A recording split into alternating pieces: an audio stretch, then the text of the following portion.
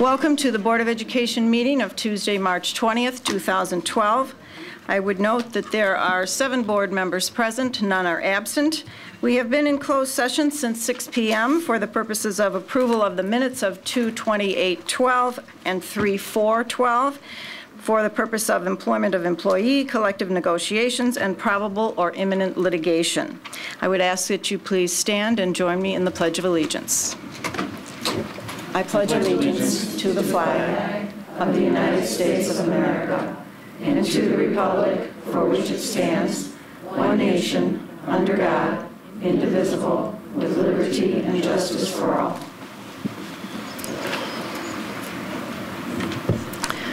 The first item on our agenda this evening is public comments.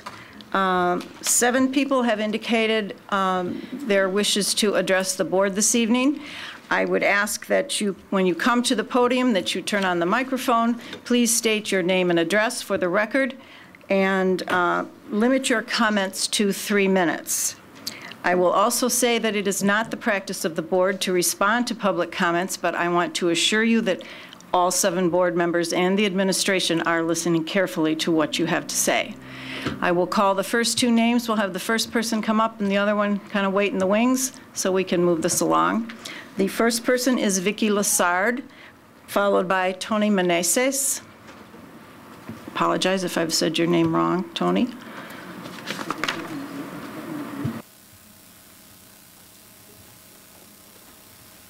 Okay.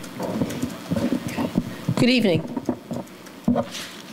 My name is Vicki Lassard, and my classroom is the York Library. I am asking you to make your cuts as far away from my classroom and any other libraries in the district as possible.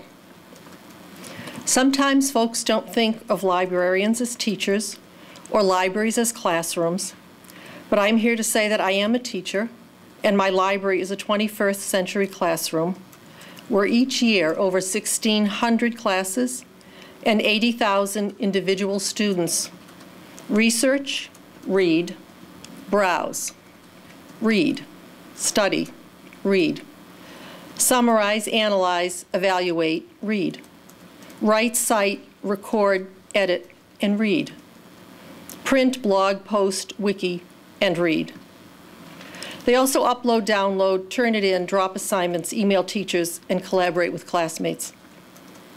Did I mention they read? It's important that I do, because reading is the core purpose of our position, and it aligns with every single district initiative, including technology, RTI, the cohort, special education, and yes, test scores. District-wide, the library suffered deep cuts last year through the EPIRD process. We lost 40 to 50% of our book budgets, more than 50% of our supply budgets, and electronic research services were canceled. At the high school, staff was reduced, and accounts that supported student multimedia production were completely eliminated. I am grateful to the District 205 Foundation and the State Library per capita grant, without which I could not have purchased e-readers for our students. This year, I have my fingers crossed that the foundation will be able to fund overdrive for grades 6 through 12 so we can acquire more digital resources that other districts fund through their school library budgets. There is a disconnect with communication in the district. The new technology plan states that teachers need continuous and sustainable professional development in digital instructional materials. The plan identifies the building librarians as key providers of internet safety information, literacy improvement, and the heralds of new and emerging technologies.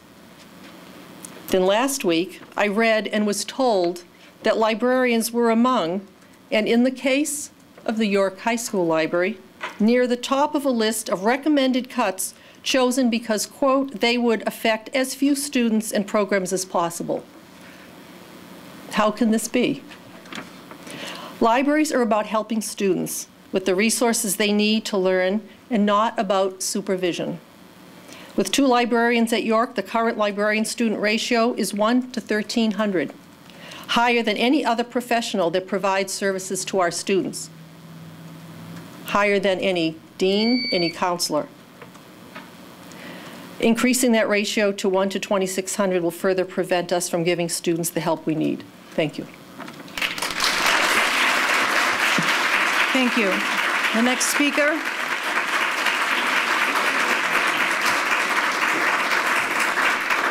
The next speaker is Tony Meneses, followed by Judith Thrall.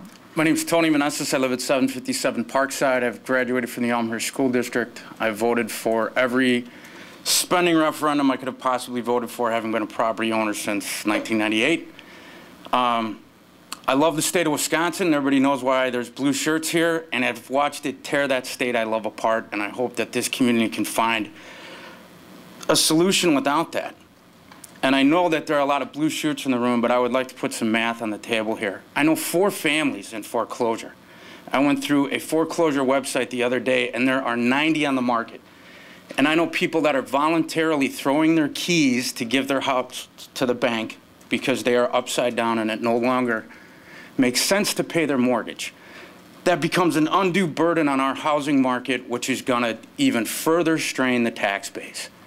And until some things are settled, I think that needs to be taken into consideration, because I think the teachers union would support progressive taxation. But property taxes are flat, regressive taxes.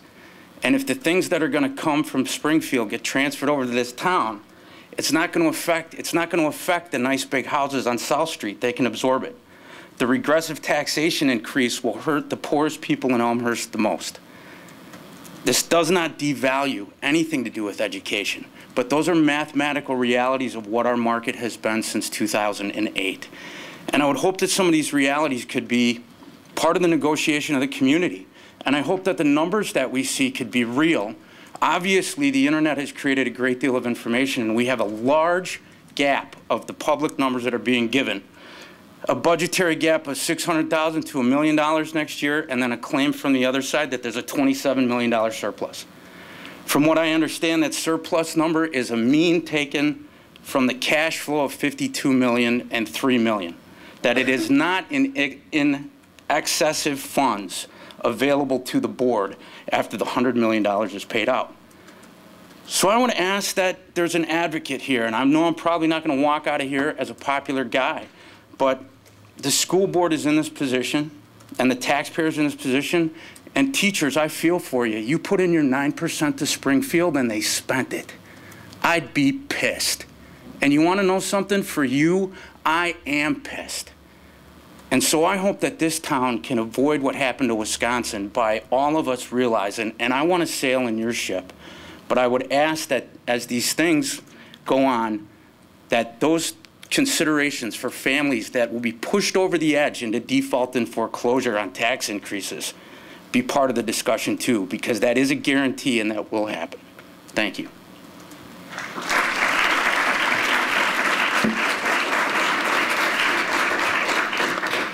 Next speaker is Judy Thrall, followed by Robin Rogers. Hello, my name is Judy Thrall. I live at 255 West St. Charles Road. I am a licensed registered nurse for the state of Illinois, and I work as a health assistant in District 205.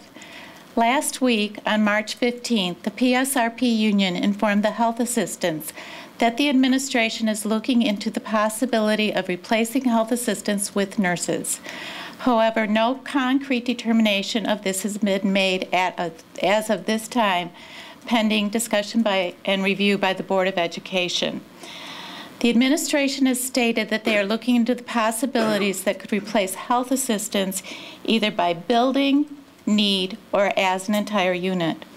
While the administration concedes that this will most likely cost more money, they feel student need and changing laws have propelled them to explore this option.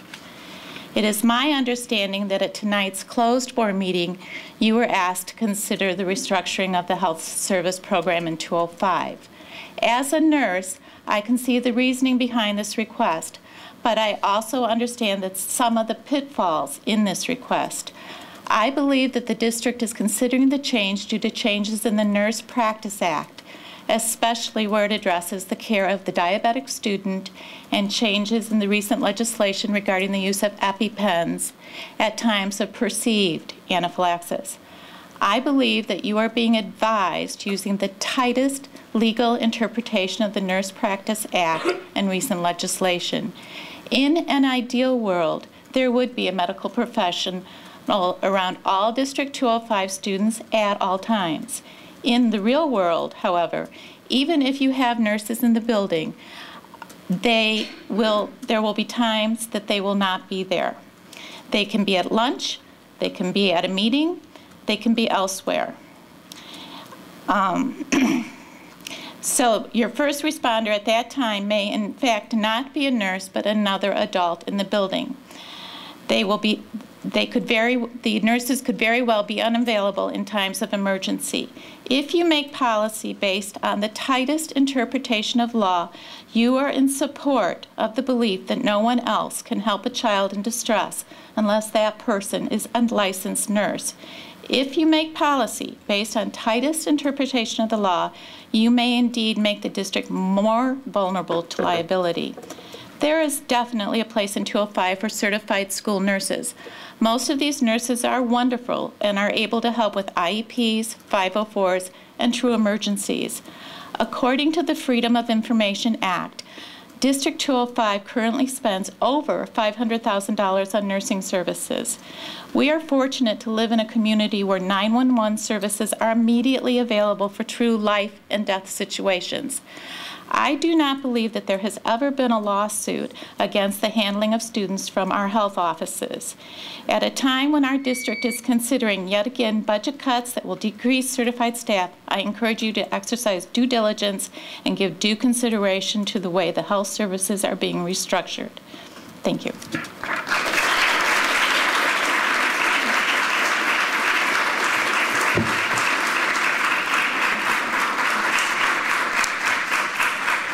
Thank you. Our next speaker is Robin Rogers, followed by Christy Pope. Good evening, everyone. I am Robin Rogers. I'm a librarian at York High School, and I reside at 822 North Cuyler, Oak Park, Illinois. Tonight, I just want to address you all as the Elmhurst Teachers Council representative from the high school level, and we want to express our dismay with the administration's recommended budget cuts. Seemingly, these cuts would have damage to the delivery of instruction and services to children. We want to partner with Mr. Pruneau and the board to find reductions that enhance rather than hurt the goals of this district's mission. It's in that spirit that we offer the following money-saving ideas. The Elmhurst Teachers Council believes the district could continue the energy savings program that it had in place until 2009. By employing a supervising energy manager, aka Energy Czar, for 7 years, the board saved an average of $780,000 a year out of its operating budget. Without continuous energy oversight, we cannot be assured that our facilities are strategically managed and that devices, when they can be, are unplugged.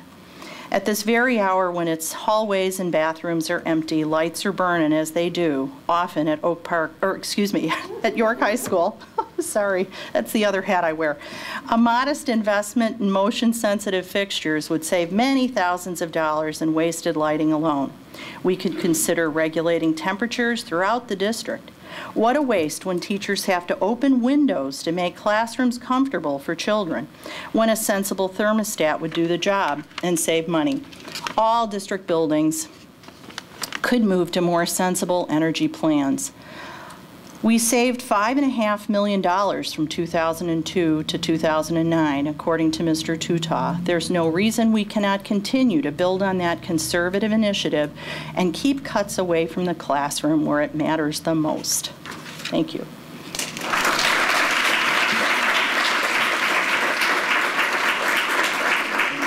Thank you. The next speaker is Christy Pope, followed by Lynn Ferris. Good evening. My name is Christy Pope, and I teach at Hawthorne School, and I'm speaking also for the Elmhurst Teachers Council. The Elmhurst Teachers Council believes that the district could also realize savings in the way it manages its facilities. We should look at the rates at which we rent district buildings and make sure that we at least cover our expenses. Something as simple as the cost of paper towels could be changed in favor of renewable, sustainable methods. High-speed dryers are available for a fraction of the cost of paper towels. Another unused, untapped resource is all of our excellent industrial and family and consumer science programs. Wherever possible, we should allow our students and staff in these departments to provide needed services.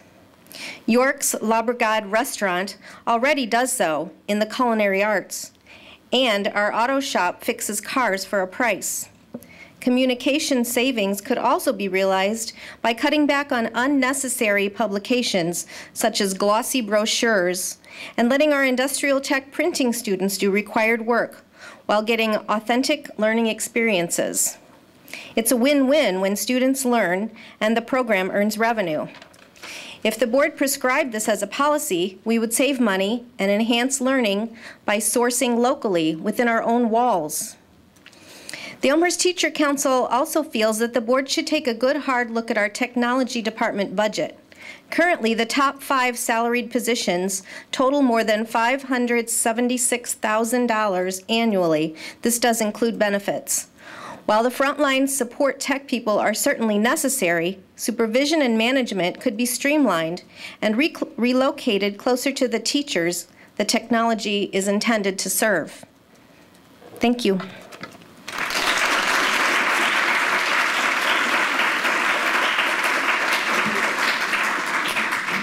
Our next speaker is Lynn Ferris, followed by Katie Padberg. Hi, I'm Lynn Ferris. I'm the ETC Elementary VP, and though my house is in Carroll Stream, I feel I reside at Jefferson School. The Elmhurst Teachers Council believes that in a school board dedicated to transparency with stakeholders, one whose schools are already staffed with articulate spokespeople for its good work, the existence of an Office of Communications and Public Relations needs to be called into question. The Elmhurst Teachers Council feels confident that many of our PTSA and PTA members would be happy to help carry the message of our excellent educational programs to the press and to the wider community. Also, the Elmhurst Teachers Council believes that costs for outside accounting, educational, and legal consultants are not justifiable when capable professionals inside the district, operating with available information and cooperative teams, could do the job as well. People within the district should be the first sources tapped. Thank you.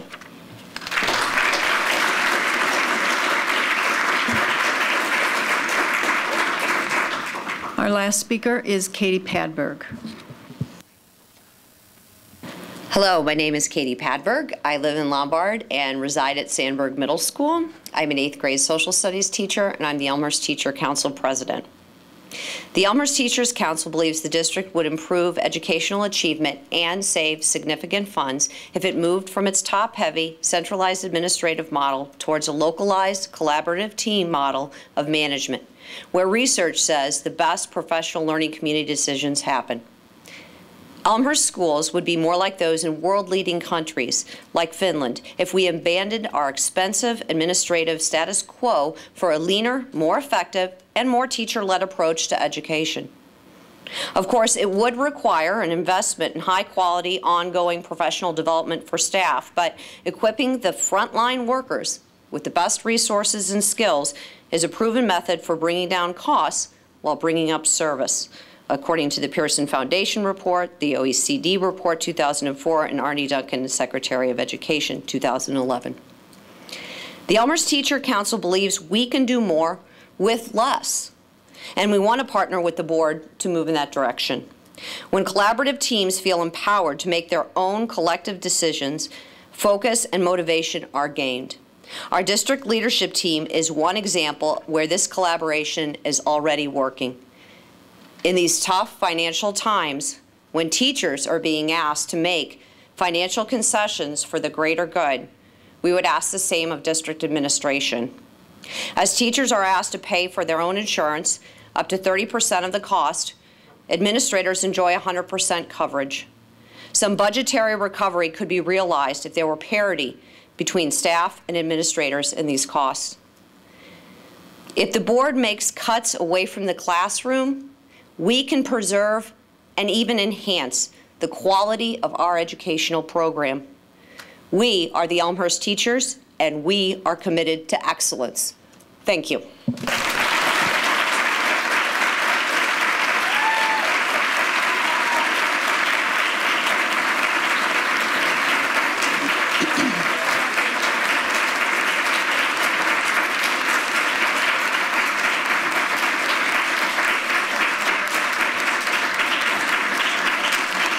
The Director of Communications has asked me to make sure that there's no one else wishing to address the board this evening. She noted some confusion earlier. Is there anyone else who wishes to address the board verbally tonight? Seeing none, thank you. I will repeat. We've listened carefully to what you have said, and we will take all of your suggestions into consideration. The next item on our agenda is Superintendent Communications. The first topic is the PMA 5-year projections. Mr. Purnell. Yeah, let me turn this over to Mr. Wellington. He will introduce PMA and our projections for 5 years that we do this annually. So, Chris. We have Doreen Linderman here from PMA. She is a senior financial analyst. PMA does financial projections for approximately 160 school districts. Doreen works with approximately 30 to 35 school districts. And she's been working with Elmhurst School District 205 for 5 years. Okay. Thank you, Chris. I've been invited tonight to walk through the district's 5-year forecast with the board, and what I have in the slides, we have all of our charts are in aggregate, and they include all of the operating funds of the district. And so we are looking at the educational, operations and maintenance, transportation, IMRF, and the working cash funds.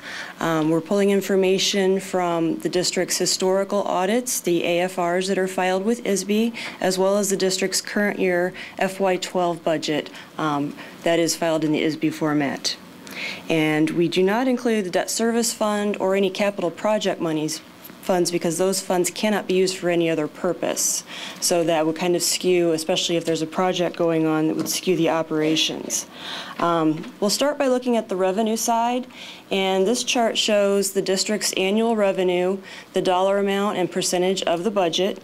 So you can see the sources of revenue are mainly the property taxes, $83.5 million, which is 84% of the annual revenues coming in. Other local, another $5.5 million is an additional 6%. So about 90% of the funding the district receives is from local sources. The state's providing about 3% through the general state aid formula and another 4% for all of the other categorical and reimbursement type grants. The federal portion this year is about $3.3 million, which is 3% of the budget. This is slightly higher than usual because we still have a little bit of money coming from the stimulus grants, the ERA funds that are still flowing through the budget. It's $308,000 included this year, which will go away. So we'll focus mainly on the assumptions that are going to be material for the district's projections, looking first at the property tax assumptions. For property taxes, because the district is tax capped, the most important factor in projecting those numbers going forward will be the CPI. The CPI is used in the tax cap formula. It takes the prior year dollar amount, increases it by the cost of the consumer price index, the inflation index that is used in the formula, and then there's new property that's added on top of that. So the biggest factor is going to be the CPI number that gets applied to each levy year. And this chart shows historically, we have 6 years of historical CPI, and these are listed by levy year. So the 2011 levy is the levy that the district had approved and filed this past December that will be used in the calculations for property taxes that are going to be paid in calendar year 2012. So that's for the bills that are going to be coming out in the next couple of months and be paid in June and September for DuPage County. The 3% is the CPI that was the year-over-year increase that came out this January 2012. Is the 2011 increase that gets applied to the 2012 levy for taxes that are going to be billed and paid in calendar year 13. So there is a lag in time from these indexes, which we end up paying, so for example, the 3% increase. We're seeing those costs already because inflation has gone up 3%, but we won't see the revenue on the tax side coming in until calendar year 13, which is a mix of fiscal years 13 and 14 because we receive money in June. The fiscal year ends June 30th, and we receive the rest in September. So the CPI projections that we've used going forward, we've used a 5-year average because the CPI number is difficult to project. It can go up and down all throughout the year. It's only the December to December number that gets used in the tax cap formula. So, for example, right now we're seeing gas prices increase daily, but we're paying for that now, but we're not going to know if that's going to be factored in until this coming December for the increase. The second most important number in projecting the property taxes is how much the district will have in new property, which is new EAV coming onto the tax rolls for the first time in that levy year. We have the chart that shows historically back in 2007, we had $62 million in new growth, which was creating additional revenue for the district. That dropped to 40, then 23, and this last year, the 2010 levy was down to 19.2 million. The 2011 levy, we're assuming 10 million for 11 and for 12, and then we've increased it only to 15 million because we're not seeing any more new construction starting right now. It's going to take a while for the economy to come back and for people to start building again. The 2011 number will come out in the next couple of weeks. That number will be finalized, and then we can update the assumptions and put in the actual amount and provide that to the board. The last factor in calculating your property taxes is the change in the existing EAV. So how is the market value or assessed valuation changing from levy year to levy year? This doesn't affect the dollars that the district receives. It has a minimal impact. What it does affect, though, is the tax rate that the taxpayers will see on their bills. Because we know the dollar amount is set by the CPI, once the EAV is finalized, they back into what the tax rate would be to generate the dollar amount. In 2008, we had a 7% increase, and then things started to turn around.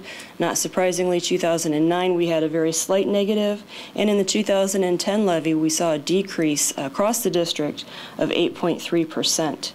We're assuming another 9% decline in the 2011 levy, and then another year of negative at 5%. Because the assessor uses the sales that are generated throughout the 3 previous calendar years in determining that, it takes a while, as you've seen probably on your own bills, for the assessed valuation to come down. It doesn't come down as quickly as the market prices.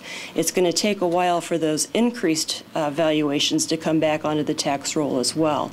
So we've held that flat for the next 3 years following, and then just a very small increase at 1%. Doreen, excuse me, they can't hear in the back. Can you kind of really speak loud?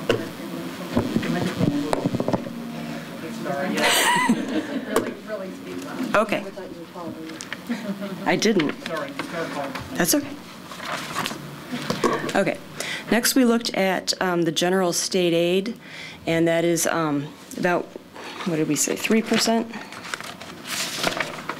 Yeah, 3% of the district's budget.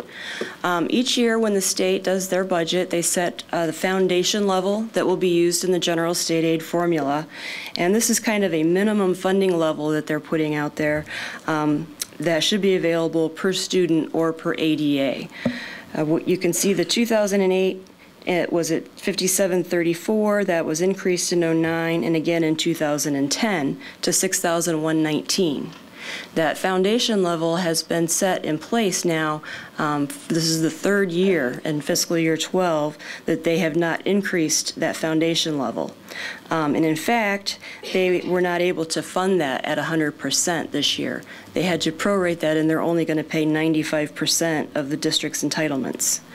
Because the state is having difficulty funding this, we've assumed no increases going forward to the General State Aid Foundation level. And in fact, we've assumed that they will have to continue to prorate that. As EAVs are going down and local resources per student are going down across the state and poverty numbers are climbing, it's putting pressure on that state aid formula. And as the entitlements grow, the state's budget is not growing in relationship to that, and they've not had enough money to fund those at 100%. For fiscal year 12, the district is actually, per the formula, to receive about $366 per student. They take the $61.19 and compare that to what the district has available from property taxes divided by the number of students that you have. The district also receives a poverty grant of about $391,000 that's paid through the same pot of funds that the general state aid is being paid. So the entitlement per the formula for this year was $3.2 million, but because of that proration, the district is losing about $160,000. So this chart shows us for fiscal year 12 then, the prorated amount, we're anticipating to receive $3 million, which is down from what the district had received last year. And that's going to be due mostly to the proration. Going forward, we've assumed 90% funding, and based on the EAV assumptions, the general foundation level assumptions, as well as enrollment, we're anticipating the funding to remain right there at the $2.9 to $3 million level. For enrollment, I have a couple years of historical enrollment here by grade, and so you can see how that has grown since for the last 2 years. For for school year 11-12, we're looking at 8,220 students. Now that will change sometimes on a daily basis, so we're looking at about the September 30 number, which is what you would need to staff for. The district has projected enrollment of some small increases year to year. We're looking at about 216 students over the 5-year period.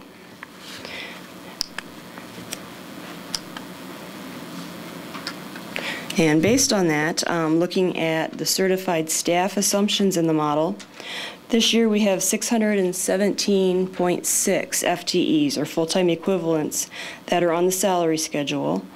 We have that broken down by grade level, and then those that are not directly assigned to a specific grade level, we've included it as the other category. Based on the enrollment projections, we're showing some growth in the certified staff, assuming the same staffing ratios that we currently have. We've also assumed an addition of another 5.2 FTEs next year for some needs that the district will have for ELL and special education. We've increased special education then 1.5, and the ELL 3.7, and then we've assumed 3 FTEs for special ed each year beyond that. Also in fiscal year 13, which doesn't show on this chart, we've also included 8 additional aid positions for special education. On the expenditure side, this chart shows all of those operating funds combined, and you can see that salaries and benefits are going to be the majority of the district's expenditures, which is typical for any school district. The salaries are about 68% at $65.4 million, and benefits $12.6 million, another 13%. So over 80%, just slightly over 80%, is personnel related. Purchase services is another $10 million, which is 11% of the budget. Supplies are $5 million, which is 5%. Capital outlay is only $218,000 in this year's budget, and then non-capitalized equipment, $217,000. So very minimal capital purchases in this year's budget. Other objects, the $2.6 million, the largest expenditure in that line item is going to be tuition costs for students that are placed out of the district. The assumptions we have for the expenditures, for salaries, obviously we don't have a contract in place currently. We're still negotiating on that. What we have used in the model is the assumptions that came from the February 2012 tentative agreement. The health benefits, we've assumed no increase for fiscal year 13, a 6% for fiscal year 14, and then 8% each year thereafter. And then the other expenditures, while we went through line by line on all of the fund expenditures, they're increasing by about 2.5% to 3.3% on average for the non-personnel related costs. So what we do is we take this year's budget, which is our first column here, the budget for FY12, the revenues and expenditures. We're showing operating surplus of about $1.9 million, but that's above the line. You see there's other financing sources and uses of $2,017,000. That includes payments for the debt certificates that the district has outstanding, as well as all of the capital leases they have for equipments in place. So after we net those together, we're at about a $48,000 deficit, which in a $100 million budget, that's essentially balanced to me. Going forward, if we look at all of those assumptions and project through the model, we can see that revenues are growing next year by about 1.2%, but expenditures would be growing by 2.8%. And you can follow that through. So next year we would be looking at about a $1.2 million deficit. In fiscal year 14, we're still in a deficit, but in fiscal year 15, we actually will have those debt certificate payments are reduced. You can see that that transfer line goes down to about $1.2 million, and then we're able to help balance out that budget a little bit.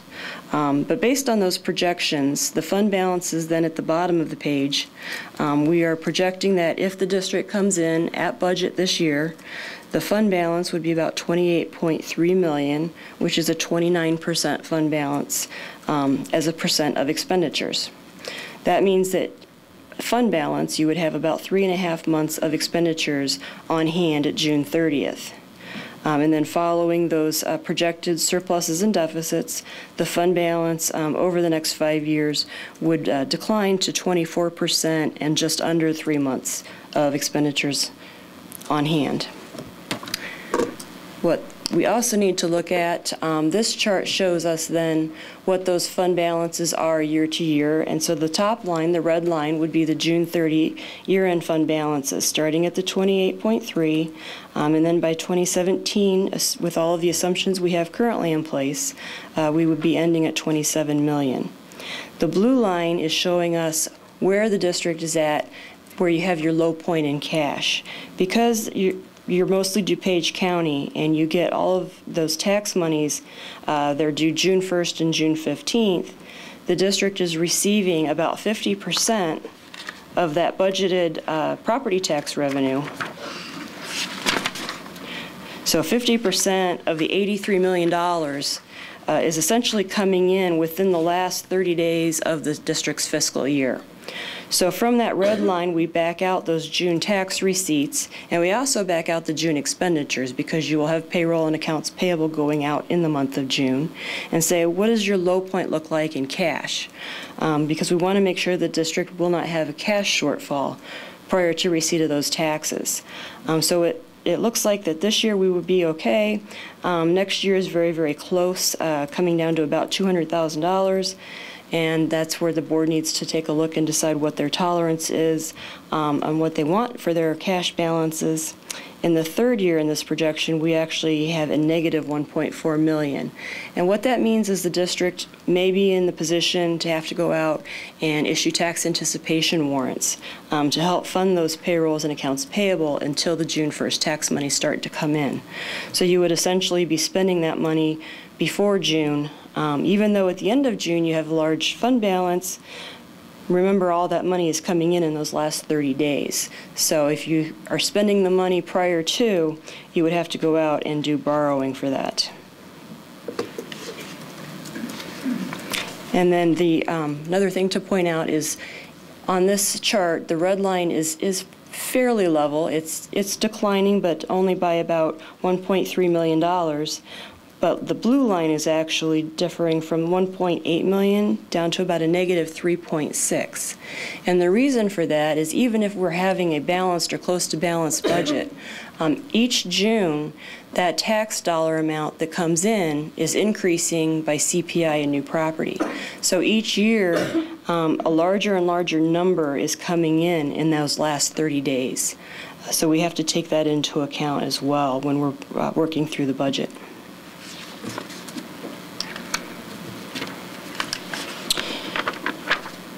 Are there any questions? I know we kind of went through this at the Finance Committee meeting once, but if any other questions have come up, I would be happy to address those. Yes. Mr. Collins. You brought up the subject of tax anticipation warrants. If you were to do that year after year, first of all, would you advise doing that? Year after year after year? What is the effect? It wouldn't be advisable to do that. Why not? Essentially, it's one of the first signs of deteriorating finances. So looking at, make this a personal situation. So the red line is maybe what my checking account looks like on payday. But really, how much money do I have to spare? How much do I have the day before I get paid? So if I'm spending money before it comes in, sorry. Could you put that on the screen? Oh, I'm sorry. Yes, so if I'm spending money before it comes in, obviously that's a sign that I'm spending more than I should be. So it is a sign of financial distress, the beginning of financial distress. And each year, once you start doing that, typically what happens is, unless the district makes significant cuts to the budget to reduce spending, usually the amount you have to borrow would grow each year, because that June number coming in is growing every year. So just as this blue line demonstrates, that low point in cash, even though the red line is fairly stable, the low point is declining without actually increasing your fund balance year to year. And if you continued to borrow year after year, would that negative balance increase at a faster rate? Well, you'd have additional costs for interest as well as legal costs for issuing the debt. So there would be money spent to do that. I add up the 4 years of negative numbers and assuming that we would borrow in each of those years, and it adds up to $8.65 million. So if I wanted to balance my checkbook at the end of the 4th year, what would I have to do? Well, to balance your checkbook, basically you need to have a surplus in your budget that would be equal to that increase in June taxes. Or cut my budget by $8.65 million. And there's not much you can do on the revenue side. We can't control the CPI, we can't control the property or the EAV numbers. The only thing the district really can do, other than student fees and those types of things, which are a very small portion of the budget, is to address the expenditure side. Okay, so just to repeat what I thought you said, is the top red line is what my checking, well, it didn't have this of my checking account, what it looks like on July 1st of every year. And this blue line is what my checkbook looks like on May 31st of every year. Correct. Correct. Okay. So would you advise a board to manage their expenses to this bottom blue line and make sure it's above zero? Ideally, you would not want to have to go out and borrow. Okay, right. Thank you. Any other questions for Ms. Linderman? Thank you very much. We did have the benefit of your expertise in our Finance Committee meeting, and the committee felt it important for the entire board to, and the community to see this presentation as well.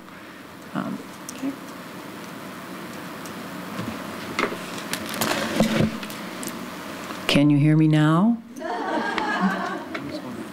I don't understand why. The speakers in the back 2 rooms, I don't think they're activated, and so in order for them to hear well, we might want to pause for 5 minutes and reset the system, the audio system. Otherwise, we'll have to continue. But they're having trouble hearing in the back. No, let's reset the system. Yes, quite frankly. please. I think it might be like a 5-minute. Yes. 5-minute break. Yeah, let's get this straightened out, please. Thank you. Are there any further questions for Ms. Linderman of PMA? of the board? Thank you very much. We appreciate it. And this is, of course, on board docs for the public to see, and we thank you. Next item on our agenda is the fiscal 13 budget. Mr. Pruneau. Yes, this evening we want to present to you a tentative list of recommended budget reductions for the following school year. Let me briefly talk about what that amount is and how we arrived at that amount.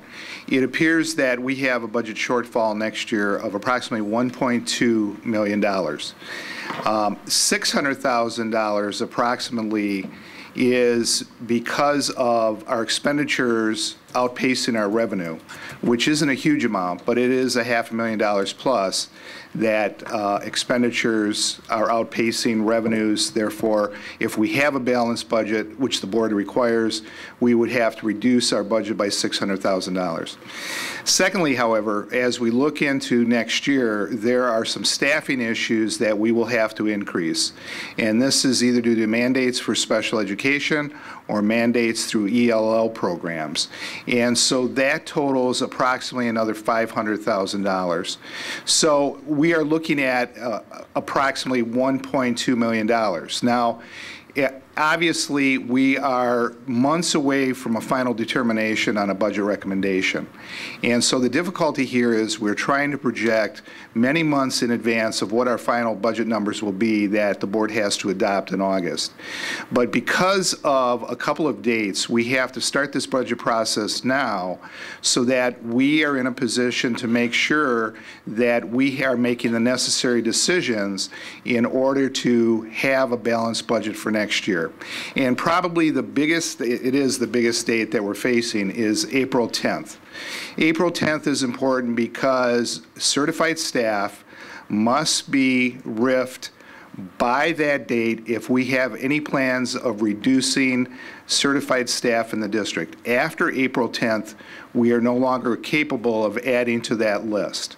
And so what was important for us is to start developing a budget, start looking at budget reductions, and start that process so that we can hit that April 10th deadline.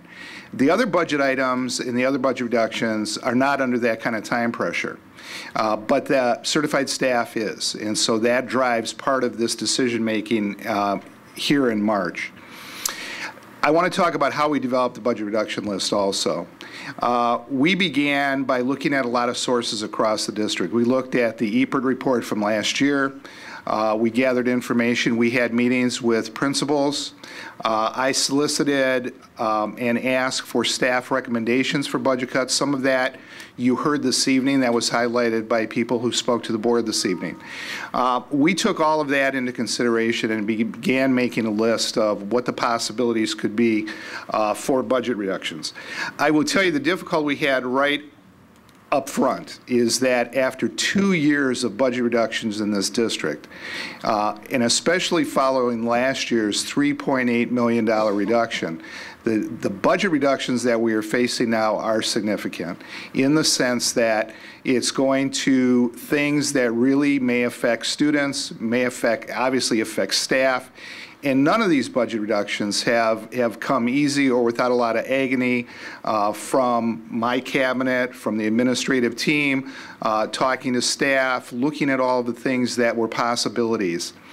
But the fact of the matter is, we do have a $1.2 million shortfall next year at this point in time, and we have to respond to that in order to have a balanced budget. I think your PMA presentation previous explains the difficulty. If you don't start balancing the budget every year, you start dipping deeper and deeper beyond the capability of bringing the district back in the long term, and you just can't allow that to happen. So as difficult as these decisions are, in fairness to the taxpayers of Elmhurst and fiscal responsibility of the Board of Education, we have to come back. As difficult as this is, with budget reductions. And we know this affects people's lives. I don't want the board to think that we took this on lightly, that we just threw numbers together and put this in. We know this affects people.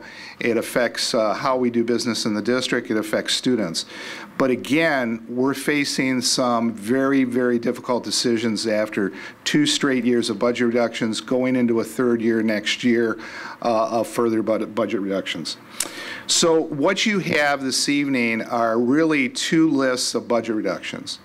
The yellow highlighted list is the list of budget reductions that we are recommending as an administrative team, that I am recommending as the superintendent. In addition to that, however, we have listed alternative budget reductions. The reason I listed alternative budget reductions is that if the board looks at the administration's recommended list and disagrees either in total or in part with that list, you would know what other replacement list you could go to in order to plug in something that you don't want to cut in the administrative recommendation list. And the other thing is, I think it gives you, unfortunately, a foreshadowing that if we continue to have negative numbers in our budget, even if you adopt all the yellow items this year, you're going to be looking at that alternative list in future years, because those things, once they are gone, and you're trying to recapture dollars that have already left, and that's a difficulty we're having this year after the EPR process with $3.8 million. The other thing is, I wanted to make sure we were as transparent as possible. I didn't want us to just come up with a blank list and say, here's the recommendations, nothing else was discussed, nothing else was looked at. I think that's not fair to the community or the Board of Education not to have a full list of what those alternatives were. And so, you know, I wanted to make sure that everything that we at least initially considered for this year as possible cuts were put in front of you. So with that, what I'd like to do is start highlighting the recommended list and then go through the alternative list and then answer any questions that you have about the list as we move forward, if that's okay with the board. Here we go. Okay, probably, again, these are, the first ones we start out with are 2 areas of really, one of the big areas of certified staff. The first one is utilizes targets as opposed to hardline caps for class sizes in K through 8. What we did here is we really looked at our staffing numbers and took a worst case scenario, because again, the April 10th deadline is our one opportunity to do the worst case scenario and RIF the teachers we may need to RIF in order to balance the budget for next year. What I'm hoping is that as this is a worst case list, after April 10th, and as we know more and more about the budget, and as we see things shake out, we may be very well able to recall some of these teachers back to their positions as we move forward. But again, we get one opportunity. In this list of the first list of budget reductions, what we did was we did not touch K-1-2 as far as numbers. We kept the K-1-2 numbers low in staffing and did not look at raising caps or even looking at caps in those grade levels. 3 through 8, we did look at caps versus targets. And let me talk about the difference that for the board to understand. When you have a hard cap, you will say that we are not going to allow a class in a certain grade level to go above a certain number. So in 3rd grade, we will not allow a class to be over 27 students. That is a hard cap. What that means is if I have 3 sections of 27 in a building, when I get one more student, the 28th student, you are devoting a full staff member to create another section in that building for that one student. In these budget reduction times, that is very, very difficult to sustain because for one student, you are increasing your staffing numbers pretty dramatically. And so what we looked at is, rather than hard caps, we looked at targets. We would allow staffing to go in, again, as a worst case scenario right now, with the understanding that we may have 27, 27, and one class of 28. We staff that at 3 rather than 4 teachers. We will monitor that as we move forward for the rest of the year, and we'll monitor it in terms of our other students coming into that that building at that grade level, that we need to raise it because now we have all 3 sections at 28, and now we're at a hard cap of, we're looking at a cap of 28. The other thing is we want to look at the nature of the classroom. We want to look at the building. We want to look at the challenges and the needs of the building. So as, again, we looked at the worst case scenario, what we're trying to do is have flexibility.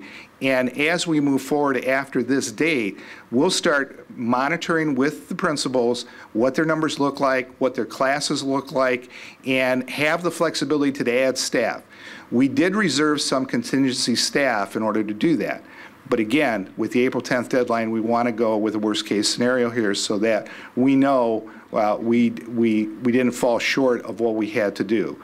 So that's kind of the philosophical approach we took to the K-8 reductions. At the next one, at increasing staffing ratio at York High School, we looked at, and we had not done this before in this district, we looked at what the ratio was of the number of certified staff who were classroom teachers, who had sections, versus what the ratio was across York on a per pupil basis. And what we did, we met, and we met with every principal as we did this, elementary, middle school, and high school. But as we met with the York administration, we started talking about what was a tighter ratio that we'd be able to accomplish without a large decrease in an increase in either class size in our core classes or classes that students needed that would be eliminated. However, what this ratio does do is that it forces us to look at classes that may have 10, 15 students in them as electives and perhaps not offer those classes next year. And so that is a consequence of doing this ratio, is that classes that we usually offer may not be offered because we can't afford to staff it at those low numbers. Again, they are looking at those numbers, but in talking with the York administration, they believe they could drop that ratio to what you see here right now. You've already heard about the decrease of the certified librarian at York. There are presently 2 certified librarians there. Our recommendation is to move that to 1. You heard tonight some of the consequences of that, and those are listed for you. The next one is stipend budget reductions at the high school, library assistants, assistant coaches, secretarial, tech, and vocational. We are estimating, and I want to emphasize estimating, a savings of $60,000, or I'm sorry, a savings of $140,000 for that. But again, pending what the board decides either tonight or by April 10th, we're going to need time to look at what the consequences are of that. We believe that the savings is there, but we would have to look at how we restructure some of those areas, the librarian, the secretaries at York. Also, when it comes to the coaching positions, we are not eliminating a sport by doing this, but we are reducing the number of assistant coaches across most of the sports areas. And so staffing-wise for sports per team, you will see less assistant coaches. And so that's how we believe we can get to $140,000 in estimated savings through those stipends. We are looking at reducing 1 maintenance position in the OMM budget. This is a position that has become vacant. We have not filled it, and right now we are recommending we not fill that. There will be restructuring at the Maintenance and Operations Department in order to absorb that position and not fill it. So that is not a layoff. It is just we're not filling those positions. And I will say, going into the future at this point, any position that becomes vacant, we're going to take a good hard look at whether or not we need to fulfill that position or not, because those are opportunities to reduce staff without layoffs, and we don't want to miss those opportunities. In some cases, we won't be able to do that. The function will be too great. And I will tell you on all these, again, we are going to decrease the efficiency sometimes of departments or what we're doing because, you know, if there was any low-hanging fruit in the budget in the past, it's gone now. Rearrangement of unified arts and PE at Churchville. Churchville has a different configuration that the other 2 middle schools have, and there is a cost to that. And so we are recommending that we work with the Churchville staff and the administration to get the Unified Arts program the same. The next one is reduction of guidance counselor at Sandburg. Because of a decrease in enrollment in Sandburg for next year, this would put their ratio in alignment with the other two middle schools. And so that's a reflection of an enrollment drop at Sandburg for that middle school position. Reduced technology budget. Dave has come to us and has explained that there are some things they can put on hold, there are some things they can defer in the technology budget, and that is $120,000 savings. Also reduced technology budget in telecom and internet. Again, we think these are savings that can be accomplished with very little impact, especially the second one. It's more favorable telecom contracted services. We're getting better rates, and so we're able to establish that savings. So the total for that ranges from $103 million to almost $1.7 million. You skipped a few at the top. Oh, I did? I'm sorry. Starting with the top of the second page, down to technology.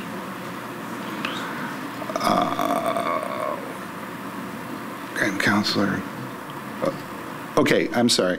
Elimination of middle school library assistants. I think that one's self-explanatory. There's one in each building. We would talk for the elimination of those. Reduce elementary music from twice per week, 60 minutes, to once per week, 45 minutes. This would reflect the art program and the same amount of time devoted to art as to music. Eliminate middle school transitional Spanish. I'm going to let Dr. Johns explain this one because I know there's been a lot of questions about that. Dr. Johns? The transitional program is used in two ways. One, to help students who've moved in from outside of the district whose world language skills lag those of Elmhurst students. And so this is a way in which students get support in developing a world language in what's pretty close to an individualized learning environment. Also, at times we use the world language time slot in a student's schedule to give them interventions, and when that happens, they fall behind in the traditional world language program, so they can be slotted back into transitional world languages so they can continue to get their skills and don't fall too far behind, and in some cases catch up to their peers who stayed in the world language. Okay. And then finally, the one I did not cover was the reduction of middle school student council. Right now we have 3 to 6 stipends of individuals who receive that. We would be reducing the number of stipends for that position for student council, but there would be an impact on what we presently do with student council at the middle schools. And so that in total is the recommended list from the administration. So at this point, I would entertain any questions from the board on that level of budget cuts. And the cabinet has also, been intimately involved in these and can answer questions from board. Ms. Hirsch. This is the third year that I have the privilege, unfortunately, of sitting at the board table. I don't consider it a privilege, but having to make budget cuts, and I did go back a couple years, and we made $2.8 million worth of budget cuts, and then we made $3.8 million worth of budget cuts, and now we're faced with budget cuts again, and it's unfortunate, and I keep seeing the same things coming back to us. So I don't think that there's really much on this list that hasn't been brought forth to the board before for consideration. I do have a couple of questions. Mr. Pernot, can you help us? There were some concerns when we looked at increasing class sizes last year. One of, I think, our stated goals is to make sure that we are super focused on the gaps that kids might have. Kids that are not at grade level or above grade level, and we're trying to reduce our achievement gaps. So how, could you just talk a little bit about your philosophy for the 3 through 8th grade? There were some concerns that were expressed by at least one individual to myself and I think a couple other board members about schools that have large populations of either ELL, low income, kids that are already at risk that are not yet at grade level, and how we are going to balance and make those recommendations? Well, right now, again, I'm going to go back to this is a worst-case scenario. So we kind of use the same ruler for all the buildings across the district. But as I said, as we move forward and as the budget frees up or as we see what the consequences are, we would be looking at those kinds of buildings or those kinds of students or those kinds of classrooms as the first ones that we would look at to put staff back in to lower class size at an upper grade level. But again, because we're in this April 10th unfortunate deadline, we're going to go worst case scenario. But our plan is to then come back, work with the principals, and we've already met with the principals, and we know which classes we're probably going to look at first, because either there's a high at-risk population, there's a high EL population, there happens to be a high special education population in that particular grade level, and those would be the priority to put staffing back. The other thing we did not touch is any of the reading support throughout the district. We felt that was important because as we try to reduce the achievement gap, we want to make sure the interventions are there to accelerate learning for those students. So you do not see that on the list of the elimination of the support programs for those students. And the reason is we know those students are already at risk. We feel that that kind of cut would really reduce the chances of us closing that achievement gap for all students. I just have two other minor questions. Can you just clarify, for the middle school student council piece, that's not an elimination of the middle school student council, that's a reduction in the teacher stipends. Is that a correct statement? It's not a reduction in the teacher stipends, it's a reduction in the number of teachers that would receive a stipend. So right now, and somebody help me on this, we have how many in each building? I believe that it is 3 per building, so we would be looking at the potential of reducing it from 3 to either 0, or we could also do 1 or 2. That's why there is a range listed. Okay, and the other question I had is you said that we would not, for the stipends budget reductions at the high school, and looking at the assistant coaches, you said that we're not looking to eliminate a sport. Are we looking at eliminating or reducing the number of teams, the number of levels? Is this going from 3 levels to 2, not having 3 football? I'm just looking for... I don't believe so. I think this is a matter of looking at, let's say the football program, and I'm making the numbers up, we have a head coach and 5 assistant coaches. We would move that to 4 assistant coaches at the football program. I think it puts, obviously, it puts more pressure on the coaches. They have to do more kids, more kind of coaching for those number of kids per ratio.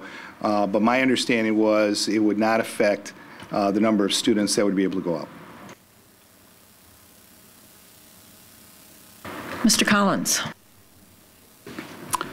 I joined the board the same time Ms. Hirsch did, and I have to say that my time on the board, I've really learned to hate the spring, because each of the 3 years, this is the 3rd year in a row, that we're going through this exercise. In the last 2 years, we've laid off at least 24 people, and now we're looking at more. And what particularly bothers me is that these are staff members who are doing a great job. They're touching our students, they're adding to the quality of our schools, and I just hate to do this. My heart goes out to all of them and all of their families. What particularly bothers me this year is that now we're cutting firmly into the muscle of our district. We're looking at cuts that reduce the richness of our curriculum. And it's tragic, but unfortunately it's unavoidable. We have to keep the budget balanced. If we don't, we run into deeper and deeper problems in the future. Some things, either our revenue has to increase or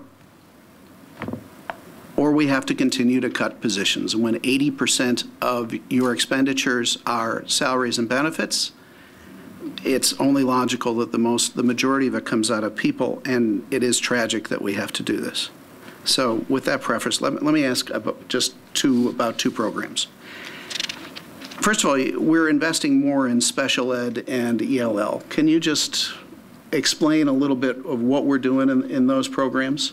And then I have a second question after that about the transitional Spanish program. The special education, Meg can respond to that. With regard to special education, I can't comment on ELL, but with regard to special education, our numbers are simply increasing. We're seeing kids with more significant needs all the time. Many of the students are move-ins. You can see the numbers in early childhood are increasing, and that is a good predictor of the fact that special education will be increasing in this district for some time to come. We have students who are transferring into the district who are already in alternative placements, and best practice would be with these students to keep them in those alternative placements until the team, the specialized team that's working with them, feels that they're able to reintegrate back into a regular education setting. Do you know off the top of your head, so the split between ELL and special ed, roughly, is it 50-50 in terms of our $500,000 investment? It's a little bit more on the ELL end. A little bit more on ELL. So my question is, do you see that trend in special ed continuing? I mean, is this... I do. So we should kind of get in our minds that year after year, we're going to be investing more and more. I would say that that's on trend with probably most districts. Okay. Dr. Jones, you want to talk about ELL? As Karen Military reported at this month's subcommittee, we have some services that we haven't been providing to our ELL students that we need to start providing in order to be both compliant and to provide effective services for our ELL students. We want to make sure that they're able to access the richness of our curriculum just like all the students of our district. We do know that as a subgroup that they're underperforming, and we know that to be both compliant and best practices, we need to provide more services and support for them. So in many cases, this is additional staff to work with these students in a special environment or a closer environment to support them. We're looking to add approximately 3.7 teachers to the ELL program as a district. We've been figuring about $60,000 per place, just to give you a dollar figure of how much that might be. Thank you. I mean, they're both absolutely worthy programs, and programs that, especially in ELL, it sounds like we did not meet up to the state standards, and we need to get there.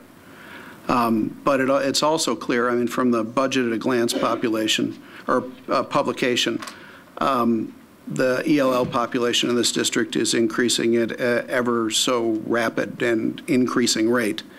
So as a board member, we should just get used to the idea that we are going to invest more and more each year in both of these programs.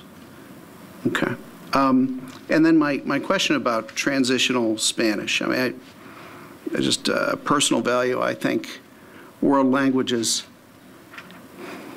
adds a richness to the curriculum. And because we have a rich curriculum, it attracts people to our town and raises our property values. So I have to look, you know, I just want to look carefully at any time we look to eliminate any of these programs. Can you tell me what the expectation is to what happens to these kids and my understanding is that these are kids that go into a reading program, perhaps, so they're taken out of world languages, and they complete the reading program, and then they're reintroduced to world languages through the transitional Spanish program.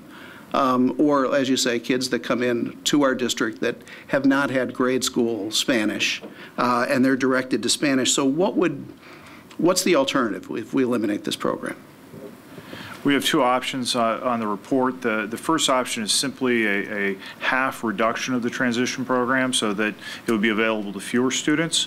And either those who don't fit, or if we went to a model where we eliminated transitional Spanish altogether, we would have those students take a different unified arts program as to fill in this space once they're either waiting to get caught up with their peers or waiting where they could take Spanish or world language 1 at the high school. So we would have them take a unified art. It may mean that they have to take a unified art class that's a grade level below what they currently are.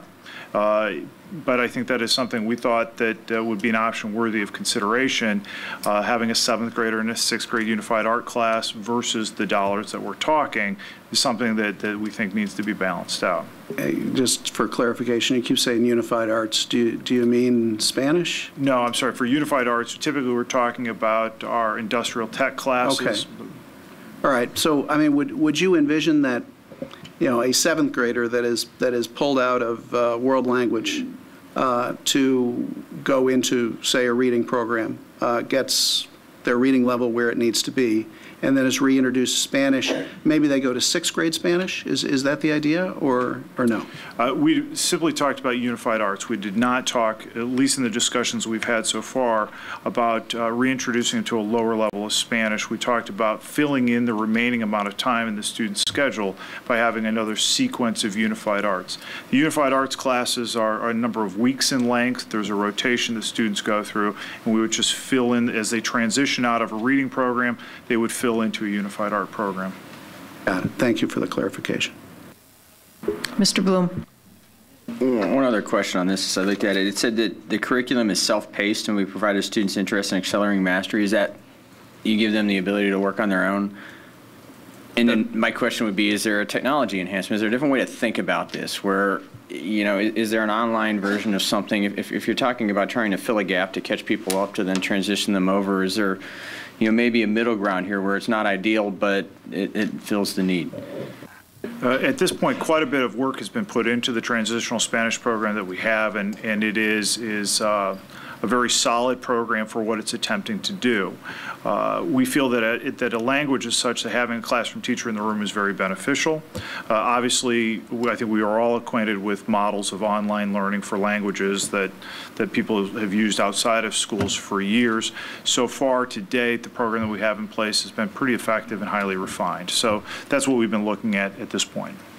Do you have an idea of what the typical time frame that, I mean, are they pulled out for 6 weeks? Are they pulled out for 3 months? I mean, how much of a gap are they trying to close? The variance is usually pretty considerable, but minimum would probably be 6 to 9 weeks at the very minimum.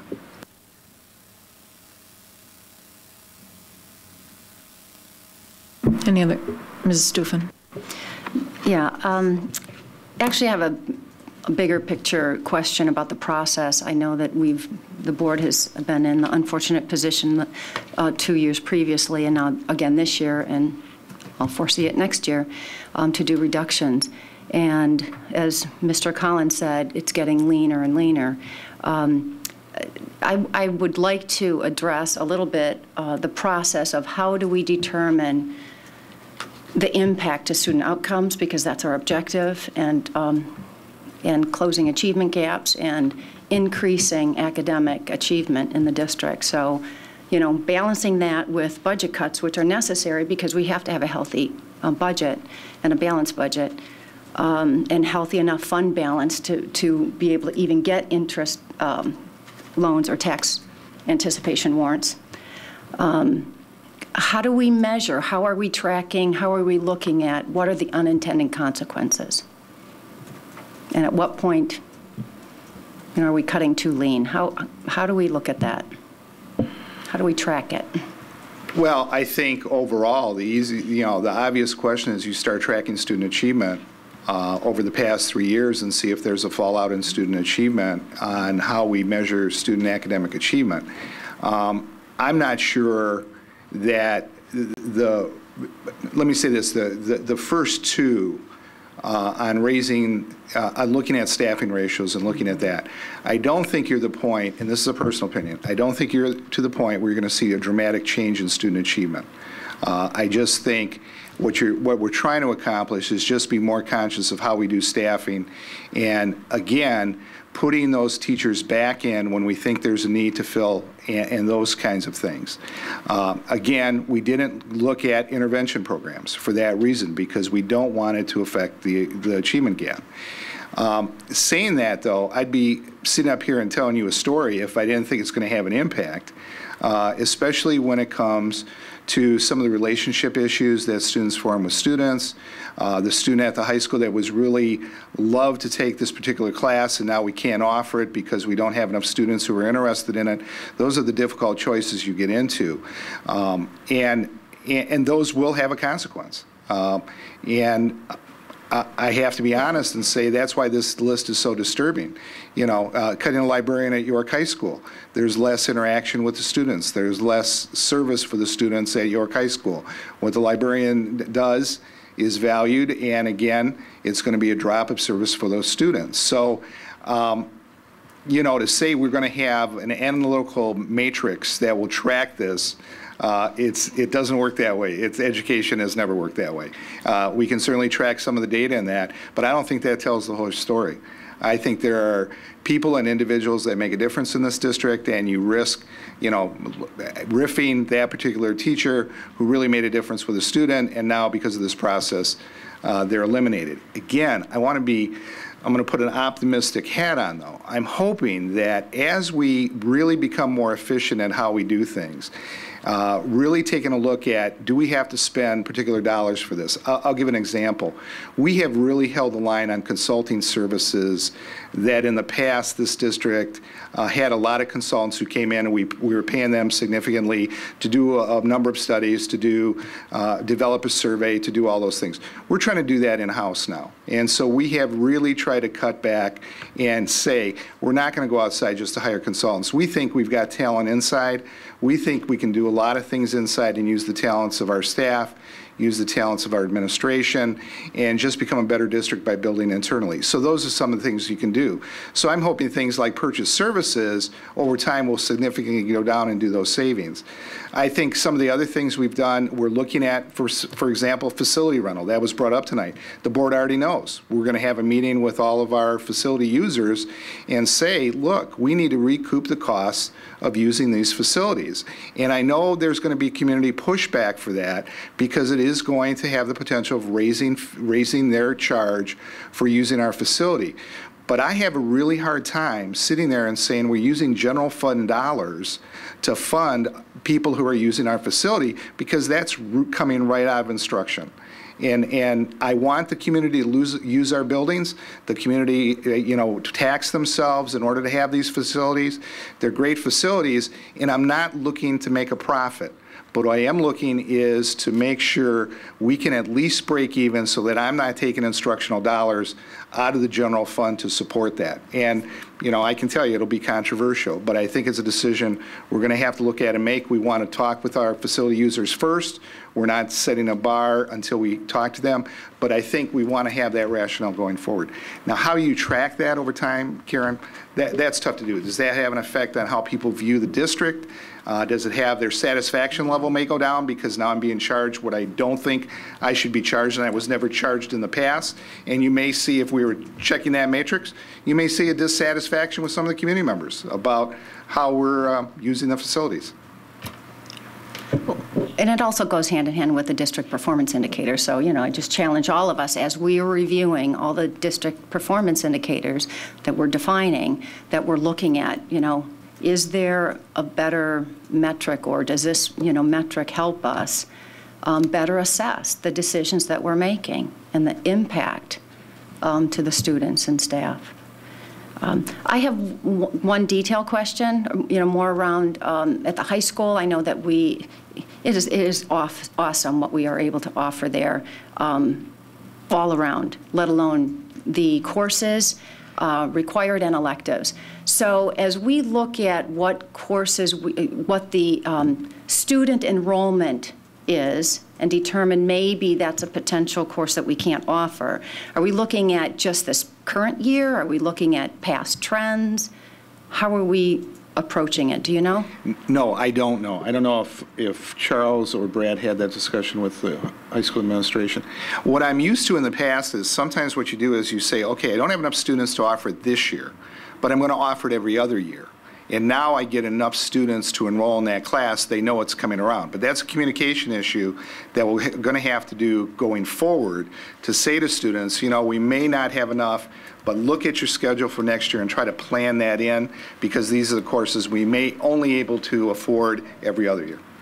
And I guess that's why I want to highlight is I really want us to look at it that way, not just one snapshot in time. You know, this is more philosophically, what has our trends been? You know, we have a lot of people that have been around at the high school. You know, what does it look like? Should we not offer it at all, or should it just be every other? Or is there another way that we can slice this? And secondly, and most importantly, communicating it to the community so that they understand what, not necessarily the rationale, but what are we doing? Is it going away, or is it here this year and it might be, you know, up next year? Because it's key for planning. And we're asking parents to be more involved with, you know, the planning of the 4 years at high school, because it is important, because they're planning for college. I mean, that's reality.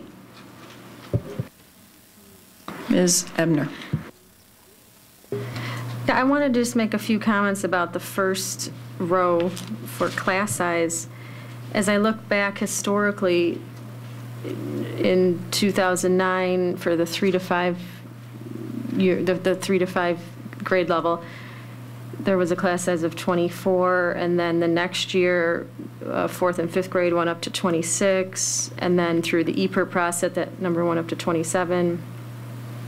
Now we may go to 28, and I just want to reiterate, through the EPER process, for class size, there was a 14.8 certified staff reduction, and it was the elementary and middle school that took the brunt of that. It was 8 elementary and 6.8 for the middle school. So for class size, it went to the elementary and middle school. And I'm just wondering, over 4 years, for especially the 3 to 5 grade level,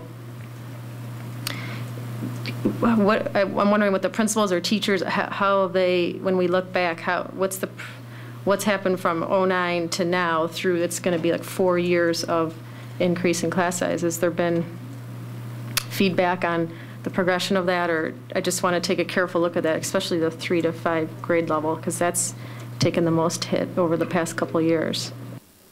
Well, I can tell you the principals, you know, don't like, you know, if I'm a principal, I don't want class size raised. I really don't. So, you know, that is a given.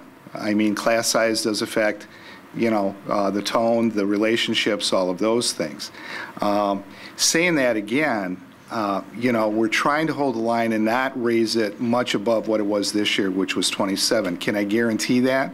No, because I don't know as we move into the budget what else is going to come down on us from the state or anything else. But I think philosophically, when Brad and Charles and I have talked, probably our first look at is to look at that grades 3 to 5 and start restaffing there as staffing becomes available. The next priority would be middle school, quite frankly, especially if we see class sizes significantly up, or we have more students enroll and we have to add a section.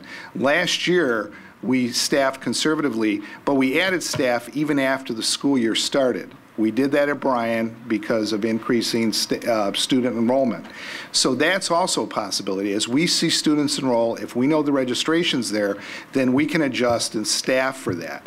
What's very difficult right now, again, is the worst case scenario on the April 10th deadline. I mean, you have to, you know, we could say, okay, we're not going to staff 3-5 at that ratio. We're going to staff it at 26. But then, you know, you are increasing your staffing costs significantly. And now we have locked ourselves in for the next few months based on that budget. And I don't know if Brad or Charles have anything to add.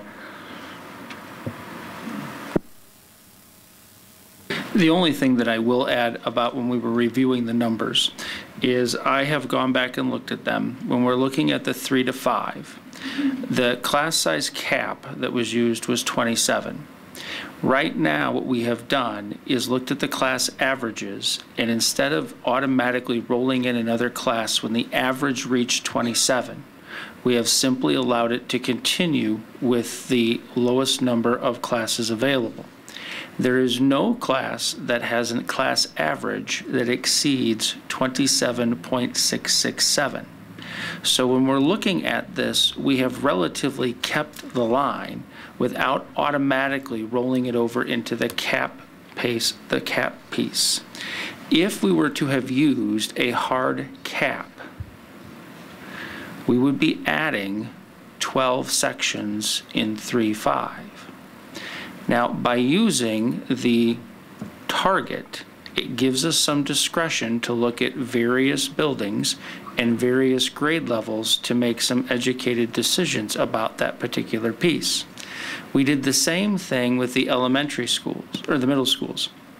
Instead of using the class averages when they're looking at 7th grade English, when we were looking at the averages, we ended up rolling the averages up, similar to what we did at Bryan last year. And Bryan ended up having some scheduling difficulties early on in the year due to kind of fluctuations of when kids need classes, and we built back in 0.6 FTE to them to alleviate some of those stressful times. It's not the be-all to end-all solution, but it does give us some wiggle room and some flexibility to be able to make informed decisions about when to add classes. We also have a list of target classes that are right there at the 26 to 27 in elementary that we know that these are classes that if we can get, if there's another FTE that is out there, that is the first place that we would go with those teachers, because we know the students, we know what the principals have told us about a particular class, and we know that the demographic piece that ranges from a wide variety of things that have already been talked about.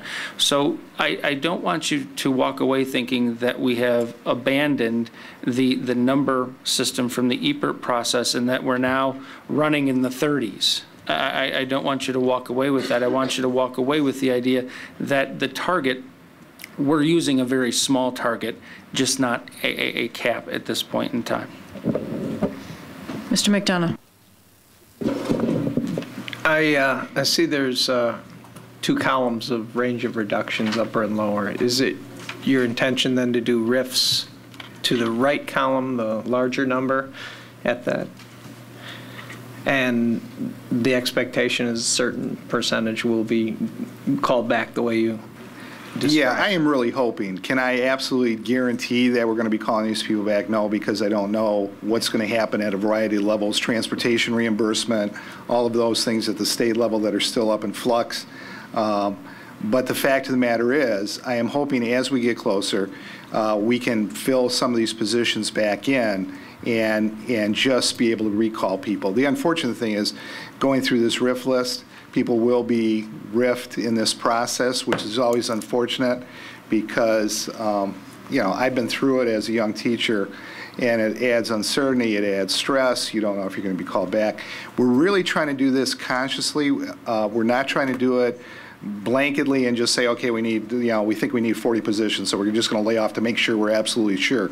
We're trying not to do that. We're trying to make it a conscious decision, but at the same time, protect our position for what the budget may bring us when we come to August. So, and again, what we've told the principals is we're going to hold some staff out for contingencies. So as these numbers go up, we know we're going to have to add staff. We have done that last year. We just gave you examples. That's probably going to happen again, just as a ratio of students to teachers.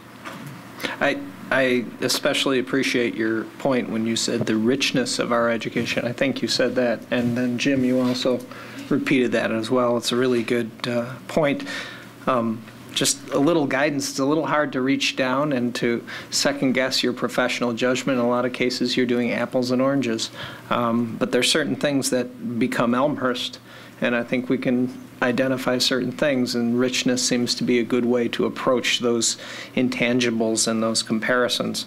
I guess my goal in this would be to kind of identify an approach that we support, I think, as a board, and let your professional judgment come in. When I do think of richness, I think that probably the physical education item in the white that is below the line might possibly be moved up to give you more flexibility in terms of determining where things might be. I'm looking particularly above the line at the reduction of electives at York as a consequence of this. And I'm remembering when we were at Sandburg for the Race to the Top, Race to Nowhere film. Mr. Collins used a great line there. He said, how can we get our kids college ready without burning them out? And I think one of the ways that you do that is with electives. And so I'd really support your looking again at the reduction in choices at the high school with a view towards substituting something below. I want to make sure I offer something in return, but I think that's important too. As we try to increase rigor, that increases stress, and I think we need to be aware of that. Mr. Pernod, did you want to speak to the items in the white column before we take any more comments here? Yeah, I'm sorry, I didn't realize that was coming. That's all right. Are you going to respond? Any other questions? Any other questions for the recommended, at least right now? And again, I know this is the board's first blush at this, and so, we are talking about adding another meeting April 3rd. At that point, you will have time to contemplate, look at this, and then add your input. So I don't, expect the decision tonight from the Board of Education, but, we want your input, especially probably going into the April 3rd meeting. Just one, I want to piggyback on what Mrs. Stupin and I think Mr. McDonough said. In terms of the high school elective piece, I understand that we might have to nip and tuck, but I want to strongly encourage the communication aspect of it and the planning aspect of it at the high school, so that if there is always a schedule that we know that I'm not picking on anybody, but I'm just going to pick one art. Okay, so we know that every fall we can offer this art elective, and in the spring we can offer this art elective. We can no longer offer the same both electives for both fall schedule and spring schedule. We can get creative with scheduling that thing. We can offer those things, rich opportunities to our students. But I think the most important thing is that we communicate that and we set that out as we do our 4-year plan, so that we have some tradition and expectation built in for our parents. Because again, parent of a high schooler, you do plan out 4 years ahead to make sure that your kids can get everything. So that message back to the high school and looking at it in that approach, I want to reiterate that.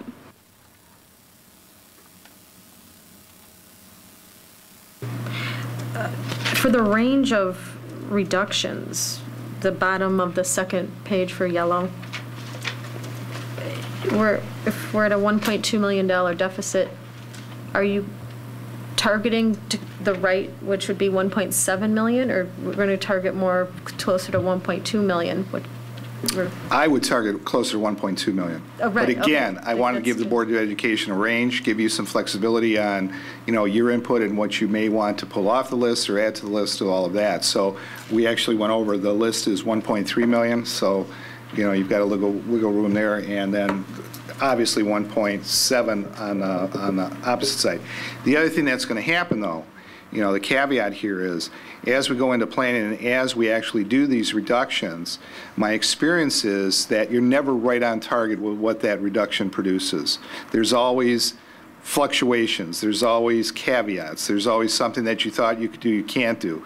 So I want to emphasize, these are estimates going in. Until we actually look at them and get direction from the board that we're going to seriously look at those and start planning for them, that's where the rubber hits the road, quite frankly, and you see whether or not you can do these reductions and what the impact is. And for some of these, we're not going to do that ahead of time before we know the board wants us to move forward on that issue, because it's a lot of time and effort to put in and then not have it. Mr. Collins.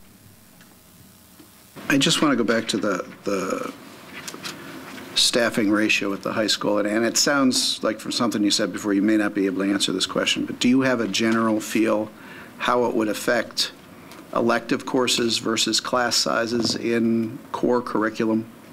Is there any feel for that, or too early to know? I believe when the recommendations were put forward that there is a balance between increasing some class sizes at some major core levels, like social studies or math, but then there is also the balance of potentially eliminating some some pieces of unified arts at, or the elective group at the high school. So there is a balance and there is a range. Some of it simply depends upon how much they're asked to do, and then also where student choice is in that matter as well.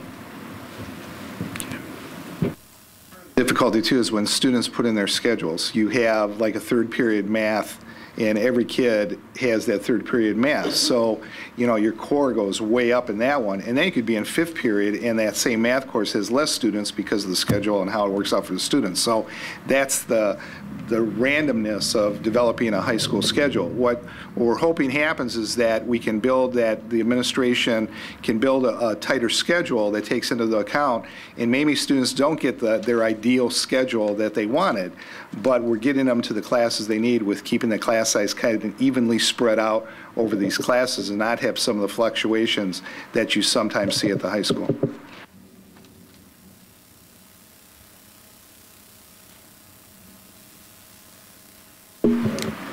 Are you wanting to go ahead with the white? Okay, this is, again, the alternative list that we're going through. And the first one is the district office receptionist. We have an office receptionist here that mans the front desk. She does multiple duties right now. She is, one of the things is the HR department, I think by any standard, is understaffed for a district our size. And what we've tried to do is combine her duties with some of the duties of HR. At the same time, she is the person that greets the public. She also kind of secures the building. She's the one that opens the doors. Thirdly, we've talked about rental facility issues and becoming more responsive and having people charge more. I will tell you that one of the big issues that results in that is when people are paying more, they expect rentals to be run very smoothly, and their schedules are going to become very, very important. This person does that right now. And so one of the issues we would have to look at if we eliminate this position is who is going to do the rentals, keep all that straight, and make sure that our customers now, which are paying customers, that we're honoring what those schedules are, and whoever does that is going to be a key person because, again, the demands from our renters are going to go up, and they're going to expect it. And the pressure is going to be different from all of us because administratively now, what I'm going to tell my administrative staff is, if we do this, we're going to honor the renters, and if you haven't reserved the building or that facility ahead of time, it's a problem because you know the option of kicking people out at the last minute is not going to be an option. So again, this person is one of those positions that we'd have to really try to find a way to restructure here at central office. Classroom technology budget, eliminate the classroom technology for the second year in a row. This is not a preferred option for us. It's on the list. It's a possibility. But one of the things we're dealing with, as the board has talked about before, is kind of the equity between buildings on the new technology that's coming forward, whether it's smart boards, iPads, all of those things. And we use that kind of funding to try to even that out and make sure that our technology is spread evenly across the district. That would be a problem moving forward in this area. Reduce middle school librarians. Obviously, we've talked about librarians again. This would actually be having less actual librarians in the middle school, sharing those between, not desirable.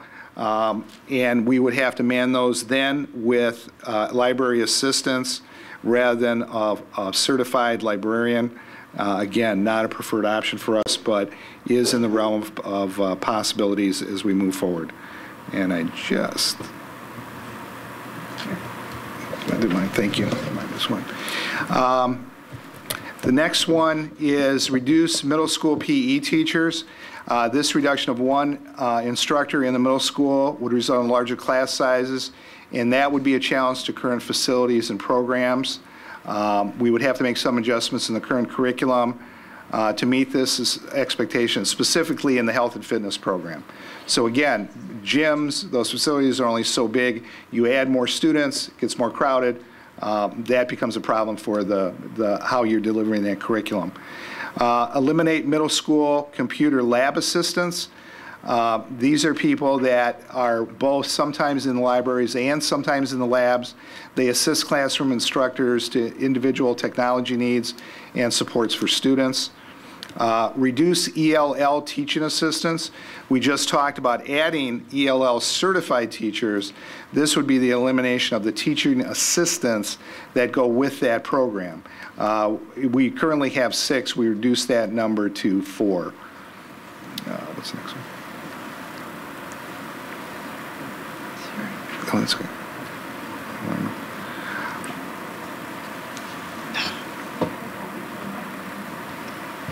Oh, that's an excellent. Excellent idea. Thanks. Eliminate the reading TOSA. This is a reduction of a 0.2 allocation for a reading teacher on special assignment to the district office who oversees the literacy programs at the elementary level. This is a position that's been in position for a while. Next page, elimination of middle school intramurals. There is an intramural program at the middle school, not the competitive program, but intramurals internally. That would be a reduction of $18,630. The next step would be to eliminate middle school sports altogether. Obviously, that would have implications for the high school programs, for the opportunities for students to be involved at the middle school. That would be a $206,000 reduction. Eliminate Spanish at the elementary schools. You know, that richness that both John and Jim talked about, and I know other board members share about Elmhurst. This would be one of those things that you would not offer Spanish at the elementary schools we do now. Again, savings of $236,000. Reduce the staffing in the communication department to do some consolidation, reduction of some support staff. Obviously, that would have an effect on the communication out of the district, the public relations part of the district, of a lot of the communication that goes out to staff. Eliminate an internal auditor. The internal auditor was added a few years ago at the request of the Board of Education because of concerns about how we were compliant with budget and making sure that we had best practice when it comes to the business area and the financial management of the district. We still think that's an important position, and we would be concerned of the elimination of that just from the financial audit standpoint of what we're able to provide. Eliminate elementary instrumental music, goes for itself. I mean, that's, you know, two big savings, but talking about the richness on both those, significant hits.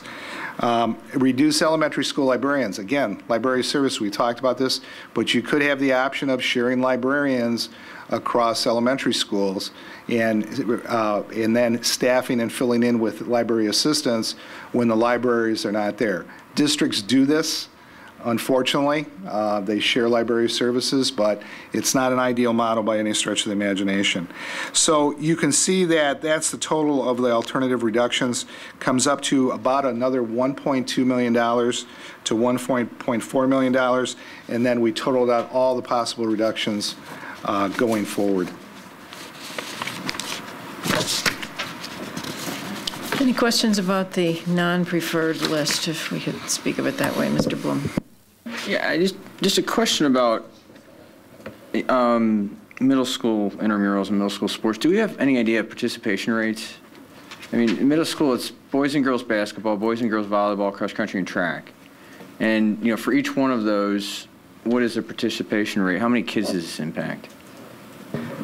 I'm going to turn to Brad. I don't know. I have not seen actual figures, but Brad, fresh from the middle school wars. Brad. Wars? I don't know if I'd say that. What you're looking at is basketball. Most of the teams are probably keeping somewhere between 9 and 12 athletes. Volleyball, you're looking at, again, another full complement, probably looking in the 11 to 15 range. And this is just 7th and 8th grade? Mm-hmm. Okay. And then your track programs at all 3 middle schools are very large. I don't have the numbers for you right off the top of my head, and same thing with the cross-country programs. For obvious reasons, you're looking at big student participation groups. So those are relatively inexpensive to provide the bigger programs on a per participant rate. On a per participant rate, obviously, the more students who are participating at the middle school, because the salaries are relatively the same for those sports. Right. There are some subtle differences, but the cost piece is obviously gonna decrease the more students that you have participating at a quick rate. At intramurals, that depends upon the season and the time, but I believe that all three middle schools offer very strong programs that our sixth graders love.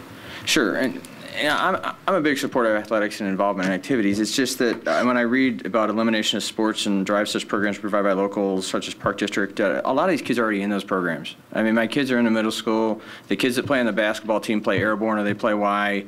I mean, we're not depriving these children of basketball. I mean, I would be interested in seeing the facts on the participation rates and what else they're doing.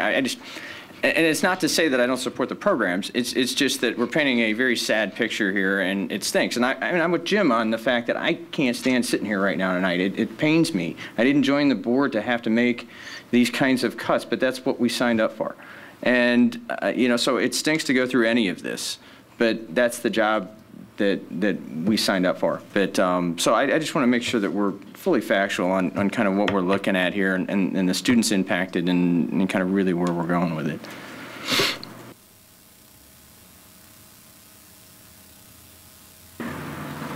Could I ask a question? A year ago, we sat here, several of us, and made horrific budget cuts, as we've already referred to, and we passed a balanced budget. Now, at the end of the year, we're $600,000 short. Can we say that most of that is due to increased staffing in special ed and ELL and some of these other things? I know there was a piece of the transportation fees that we were unable to recoup that we thought we would, but I just want to be able to say to people in the grocery store, you know, you did that last year, why are you doing this again? And I understand the piece going forward, but can you talk a bit to what happened this year to cause us to be short? Chris, can you comment on that? We've definitely experienced hiring additional staffing during the year, not only special ed, but also just additional kindergarten sections where the eBird had a hard cap. And so if we got more than the hard cap, we were adding additional teachers so that happened throughout the year, but also we hired additional special education. So I would say staffing definitely would be the biggest additional cost that we have experienced during the year. I can add to that too, Susan. We did have an additional section of early childhood added, and in January, which also required us to add a couple of aides. Additionally, we had some students who were able to come back from outplacement, but in order to do that, to come back to their least restrictive environment, we had to add the support of a classroom aide, and at times that did require us to hire a handful of additional PSRP. Mr. Collins. Just a clarifying question. It's not that we're going to end this year $600,000 short. It's our projections for the next academic year that our revenues are $600,000 lower than our projected expenses. Is that correct? Yes. Okay. All right. So it's not like we're in a $600,000 in the hole this year. It's just next year's projections that we're dealing with here. But in fact, we had thought that the cuts we made last year would last a while. Yes, and in fact, you know, in our committee meeting, and I guess I'll talk during committee reports, but, you know, that was one of my complaints. It's not PMA's fault. They're just the people with the model, but the curve always looks the same. You know, the out years look okay, but next year you got to cut your budget. And it's been that way, and that curve has not changed. The shape of the curve has not changed every year that I've been on the board, and every year I've been on the board, we say, well, if we cut deep enough this year, we won't have to next year. But I'm just waiting for 1 year on the board when I don't have to cut the budget. Mr. Bloom. Not to rain on Jim's parade, but I'll reference the slides we saw about an hour and a half ago. This is the third year in a row, and I'm guessing PMA showed you that the next 2 years were iffy at best. We have a PMA projection that shows the next 2 years, next year stinks. And the better years, a little bit, the third year is a little bit better, but this isn't going to be a surprise when we're sitting here next year. I think we talked about this. And how do we start this conversation with the community, around how much we're going to fund education in Elmhurst and what it means? I mean, when I sit on a number of boards and we look at our companies, we have contingency plans. If we are down, what are we going to do? And we sit around the table and we talk about, what does this mean if revenue drops by this much? Or what does this mean if we lose this customer? And we have these kind of plan A, plan B, plan C. I don't know that there's a reason why, given the projections we just saw, we can't have that conversation for next year as well and the year after as well. It says if these projections materialize, to Dave's point, you've got these white things, and he's got a sneaking suspicion that the white boxes down here are going to be sitting. We're going to be sitting here talking about them. How do we group these towards a more higher level discussion about what we provide, our citizens, our students, and what our parents want to provide, and what our taxpayers want to pay for? Fees is another piece that didn't end up on the table that we didn't talk about here, which, there are fees at the high school, and are they staying, are they not staying? Is our philosophy that rather than cut, we would rather go ahead and add a fee and keep it offering? If so, let's communicate that says, we want to offer as much as we can, but I'm sorry, but, we are going to have to start charging for some of this, or we can just eliminate it. But it's not our choice, it's the community's choice, and we've got time to have that discussion. So how do we EPERT was imperfect at best. So, and you guys are new, and it's kind of tough, doing this very quickly, but at least for next year, or maybe we can get some of this in later this year, how do we engage the community in that conversation and start to plan for 2 and 3 years out so that we've got some type of contingency plan or picture there, so we're not doing this piecemeal 1 year at a time? I think it's doable. I think, what you're going to get into, though, is I would hope we can really work with all of the staff, and there's been suggestions here this evening, some of the long-term things, for example, the Energy Czar thing, you're not going to see those savings right away, but long-term, is that a strategy that we put back in place? Or do we do it internally? We really stress with all staff that we're going to be good energy users, and we're all going to pitch in, and we're going to make sure that things are shut down, or that we don't have private refrigerators all over the district, or private heaters, or that kind of thing. Those are the kind of things you start talking with all of us to say, let's look at ourselves in the mirror. Can we consciously do those kind of savings ourselves? And those kind of long-range things are things that there's no reason we can't start talking about it even after this process is over, going into the fall of next year, looking forward. Again, the problem always is, how much are you going to cut? Can you know that going into the fall? But I think if you go by the PMA projections, you're going to be somewhere. There's going to be another reduction hit. So how do you start positioning yourself for that? And having discussions, like you said, with the community, because this is part of the future list. It's probably not all of the future list, but it's probably the future list that's coming forward. We're out of some of those options. So how do you start having that conversation and say, what does the community want to do for their schools? What does the state want to do for our schools? But that's the frustrating part. I'm tired of hearing everybody say education is important, education is #1 priority, but then when it comes to the budget stuff, it somehow gets down on the bottom of the list, and it's starting to look at cuts. And I think, we still haven't seen our payment from the state. We're still one payment behind. And so how does that match up with education's #1? That's the frustrating part. My point is these don't have to become true, to your point, that if you have enough runway and you see what could happen and you still have a chance to change behavior today that may impact some of that, it's a worst case scenario. It's if this happens, what are we going to do? We are at a point now, too, where when you're starting to cut muscle, you need to have a more strategic discussion about it. You are starting to get into music and language and art and some of the value, the richness of our community. And these are community conversations. These aren't easy kind of, board table discussions. And so how do we start this long enough? Because my sneaking suspicion, you've got everything. You cut $3 million last year. It's another $1 million this year. There's nothing left that's not going to really hurt. Not that this doesn't hurt already. And so, how do we start to have that and say, okay, we may not get there, but let's go ahead and have that contingency plan in place so that we've had these discussions so everybody knows what's going to happen. Here's the other wild factor that I worry about, and that is the increasing mandates coming from either the state or federal government that are unfunded and are going to cause us increases in manpower somewhere in the district. And I know, central office is always criticized for, how many staff we have and all of that. But take some of the initiatives that are coming down. Take the initiative of teacher evaluation tied to student achievement. How is that going to work? Who's going to upload that data? How is that data collected? Who's going to do that? Same thing with teacher evaluations related just to the whole process. Again, I said human resources understaffed. I mean, they were really stretched this year just with the new SB 7 law and falling into place for creating a RIF process that's taken a lot of time.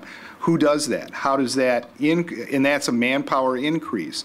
And so I think the other discussion we have to have is some of these ideas that come down, yeah, they sound great, but who's funding them? And how does that happen so that the requirements that we are being made to do, it's not free. I mean, I just got a civil rights report that we have to fill out coming up in August, okay? I'm not arguing that the civil rights report may be necessary, but it's going to take man hours, it's going to take principal time, secretarial time, and we do this every other year for the Office of Civil Rights. Is that really necessary? And I know this is big item discussion, but if budget continues to be a problem all over, I think that all of us, public officials and everybody, have to take a look and say, do we really need this? Is it absolutely necessary? And what is it going to do? Is there data that we just are collecting because we want to collect it, or is it something that really is meaningful, that's going to change education and have that data?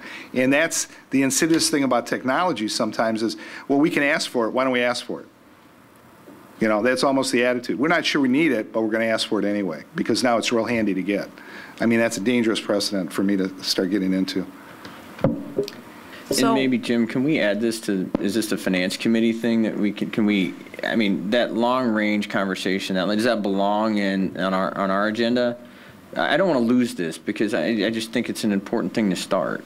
Yeah, I agree. Chris, can we put that on our next agenda, please? In that blank space at the bottom, it doesn't have anything. Right. So what do you need from us tonight, Mr. Purnell? Tonight I really don't need anything. I would recommend that we go to an April 3rd meeting. I asked board members to reserve that. I want you to have enough time to look at these, think about them, and then what I'm looking for April 3rd is some clear direction on where you want to go with these budget cuts. And then from there, we'll move forward again April 10th. We'll be prepared to do the certified staff briefing and then move the process forward from there. Ms. Hirsch. I just wanted to, I have no problem with the Finance Committee coming up with a structure and looking at the budget long term, but I think maybe also board improvement, board communications.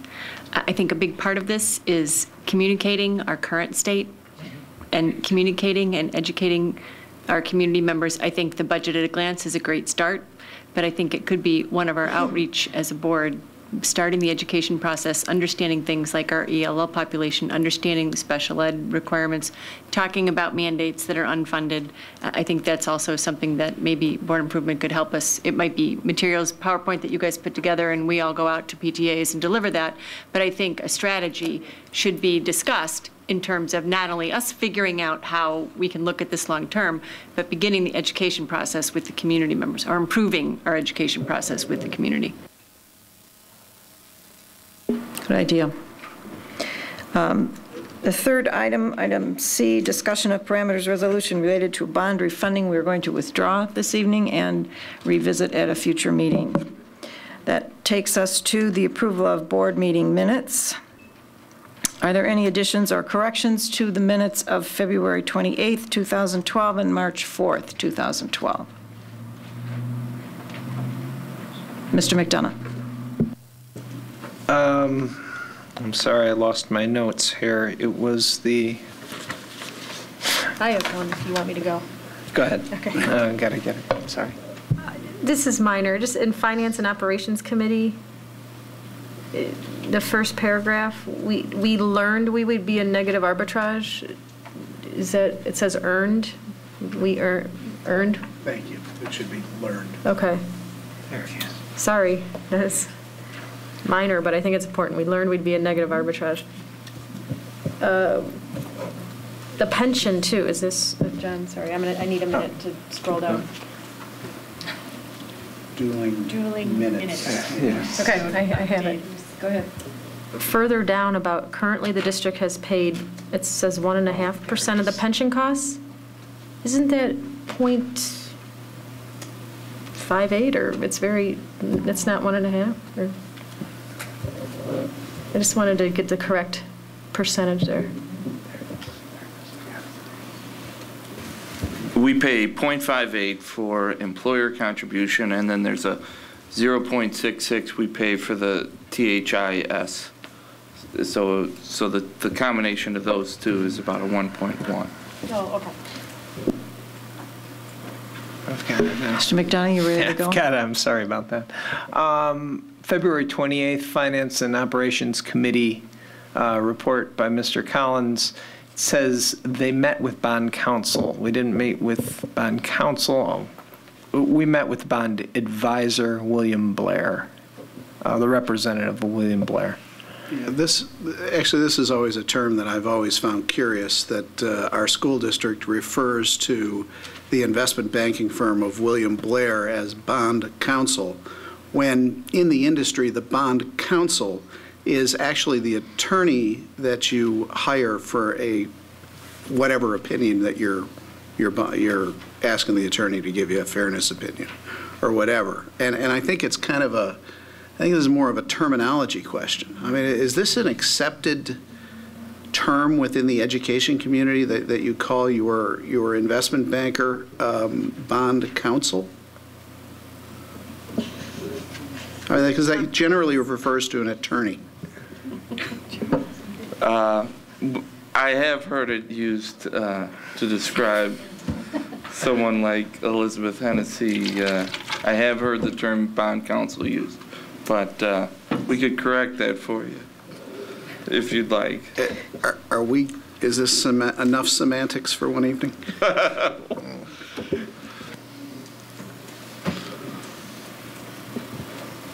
Any other additions or corrections to either of these minutes? Seeing none, the minutes will stand approved as corrected. Moving on to the board committee reports, we can first hear from Maria Hirsch on the Performance Management Committee. Well, Mr. Pernod has shared our probably the largest part of our discussion at the Performance Management Committee meeting, and that was looking at the staffing for Human Resources Department. Current staffing is Mr. Hellman. We have one coordinator. We have an administrative assistant, and we have a substitute employee coordinator, somebody who coordinates all of our subs for the district. That's actually, I think, a half-time person. And when we look at the totality of the services that need to be provided by the Human Resources Department, the assessment is that it's understaffed. I think if we were to look at what services fall into the area of human resources, Mr. Hellman, if you can help me out here, I want to make sure I do it. We do all hiring, all performance evaluations, which that piece of it has significantly changed due to recent legislation. We do all health insurance, sign-ups and all of the paperwork with all of the new employees, ensuring that they're currently enrolled. We don't actually do the phone calls but we do some phone calls in support of all of our staff in terms of their benefits coordination. The new employee piece would be carried out through us, and then once it shifts over into the actual utilization of the benefit piece, that person was shifted in department over to finance. Okay. That would be Audrey Reed. However, there is a great deal of coordination between the two departments in the facilitation of that process. Okay. We do all of our labor relations. We do all of our contract interpretation for all of our building principals and staff out of your office. I'm sure I'm going to miss some highlights of the big things that you're responsible for, but there's a significant number of pieces of the business and 1,100 employees that touch your office if that's an accurate. One of the big ones that I think needs to be talked about is simply the amount of paperwork that is processed due to lane changes associated with transcripts and keeping up with teacher certification and requirements, along with the certification associated with some of our PSRP positions.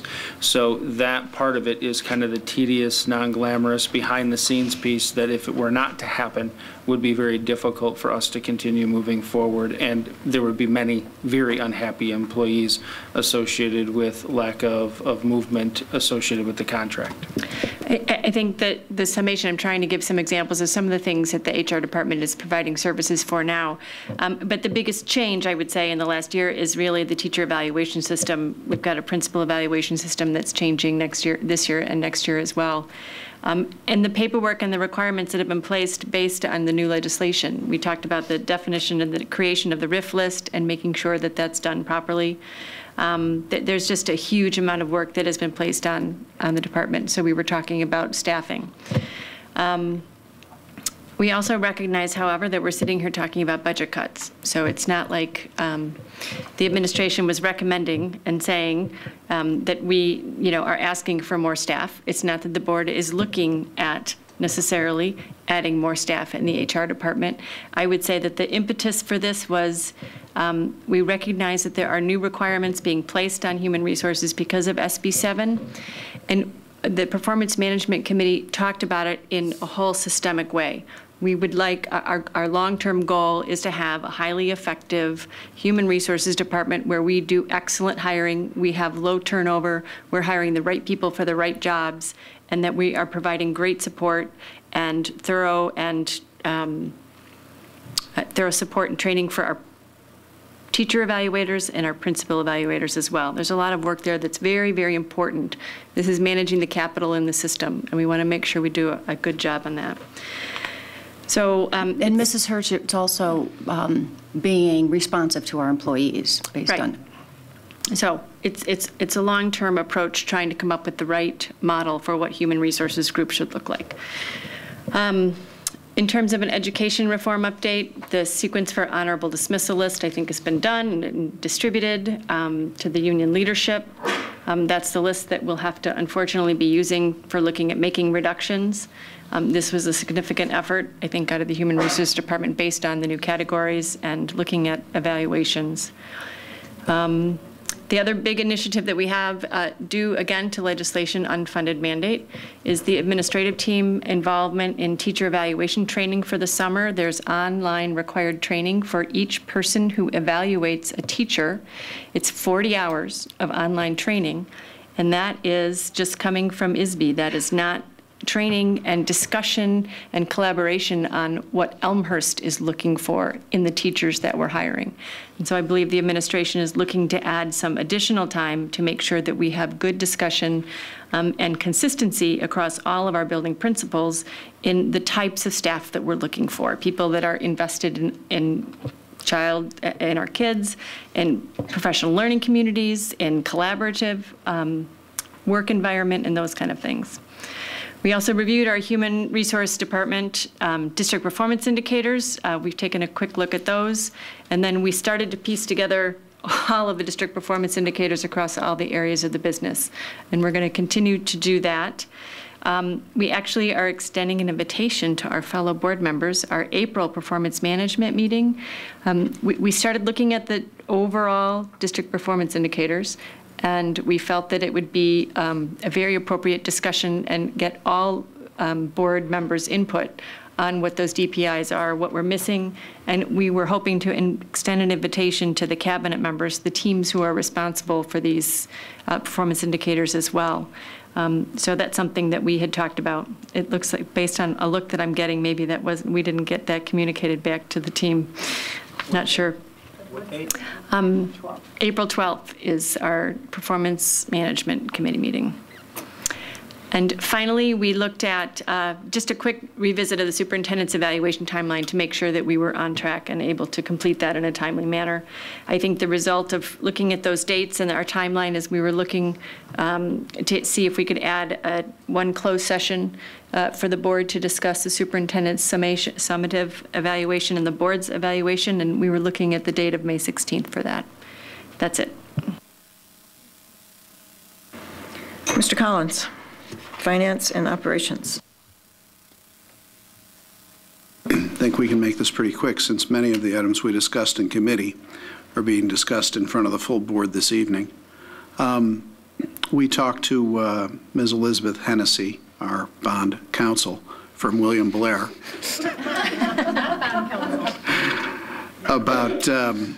about several opportunities. First of all, the opportunity to refinance some of the 2006 referendum debt and potentially save the taxpayers some money. We will bring that up. That was on the agenda tonight. We'll bring that up at a future board meeting.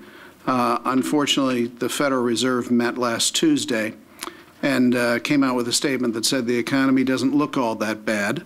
So interest rates spiked over 40 basis points in 48 hours.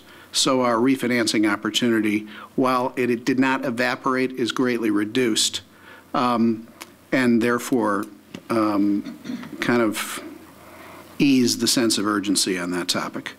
The other thing we talked about is our critically low fund balance in our capital projects fund to keep our buildings maintained the way they should be, that our roofs don't leak and that they're safe.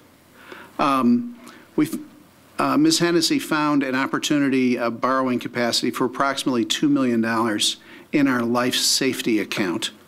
And that is something that there's a lot of paperwork that needs to be filed. It takes months and months. And when the paperwork is complete and we see an opportunity there, we'll come to the full board for authorization to issue that debt, to fund that account and provide us with needed capital to last us maybe a couple of more years. I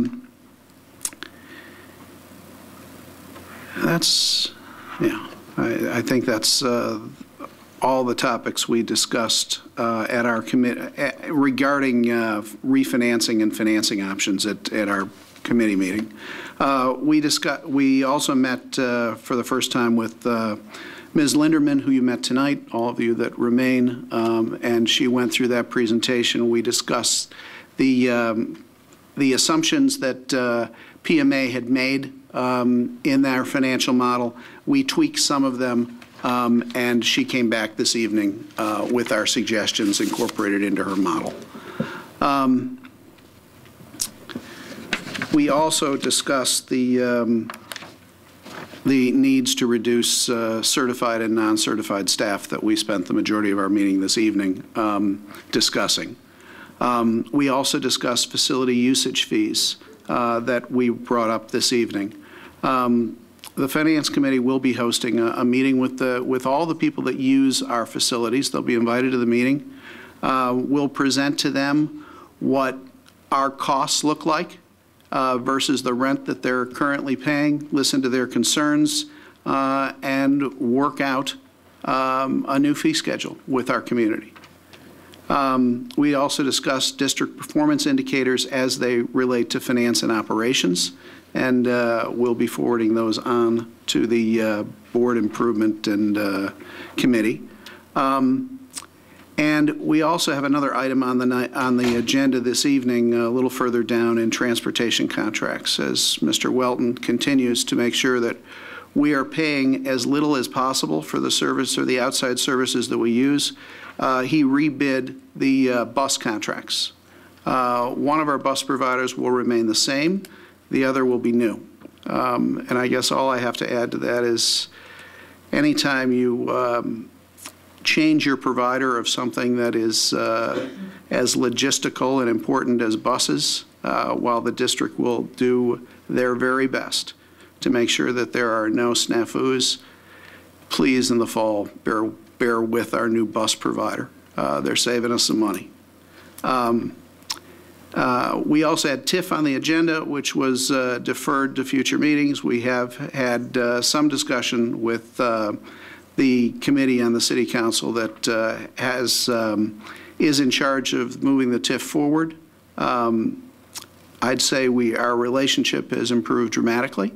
We're working with one another, and there will be an opportunity to meet and discuss things further within the coming months as their process moves forward.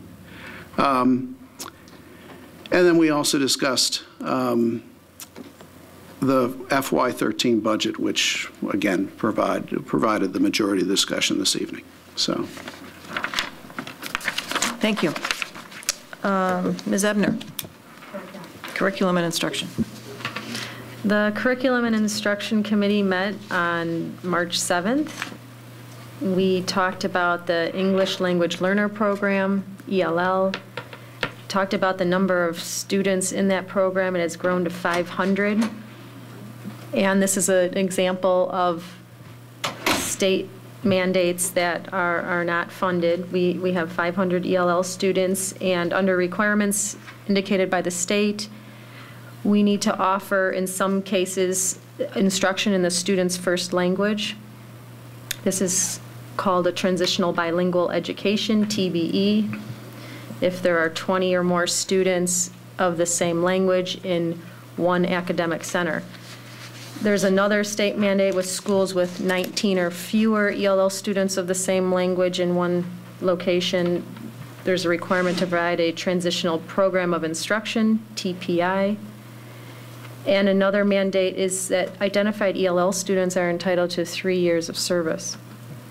So we discussed the new requirements and how to be in compliance with these requirements. And we also talked about 2 different models that the board in the future should discuss. Models of helping ELL students develop proficiency in their native language as well as learning English. It's more of a goal of bilingualism and biliteracy. So there are 2 models about bilingualism and biliteracy that I think the full board could discuss in the future for this growing ELL population. We also talked about our district performance indicators, our academic district performance indicators. We've been talking about this over the past several months, and we will forward these indicators on to the Performance Management Committee. You'll have a long list. Okay, we also talked about setting the vision for future STEM program in our district. STEM is science, technology, engineering, and math. Kathleen Wilkie talked about some of the STEM activity that is already going on in our district. The board, another to-do for the board is to start discussions on the vision for STEM in our district. Meanwhile, York High School is planning a STEM event in November of this fall, and they've expressed a need to have community input or outside experts input for appropriate STEM activities for that event.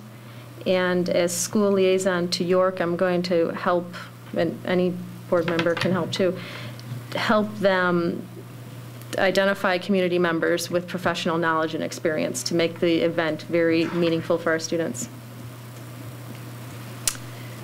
One of the curriculum and instruction updates from Charles Johns was the Learning Alternative Program. This is for certain students that have been expelled in the past. We have done an outplacement, but this Learning Alternative Program is an in-house program that is more cost efficient, and the pilot program was done this past year and was successful. So the administration would like this to become a permanent alternative. Board action is not required on this. It's really an FYI, right, Dave? Yeah. Okay. Can I just? Yeah, go ahead. It's for students that have been suspended. I'm sorry, did I say? In the minutes that were posted, sorry, I caught this earlier and I didn't come back to it. I want to make that clear. These are for students that have had some kind of infraction and they have been suspended, and they are evaluated and recommended for the program. It is not for students who have been expelled. Sorry. Okay. York textbook adoptions, we'll be talking, that's on the consent agenda tonight. New textbooks are on review between now and April 24th. There are also a list of supplemental texts at the middle school that are on review. And upcoming meeting topics, we'll be talking about professional learning communities next month in April, and the Reach Gifted program will be addressed in May.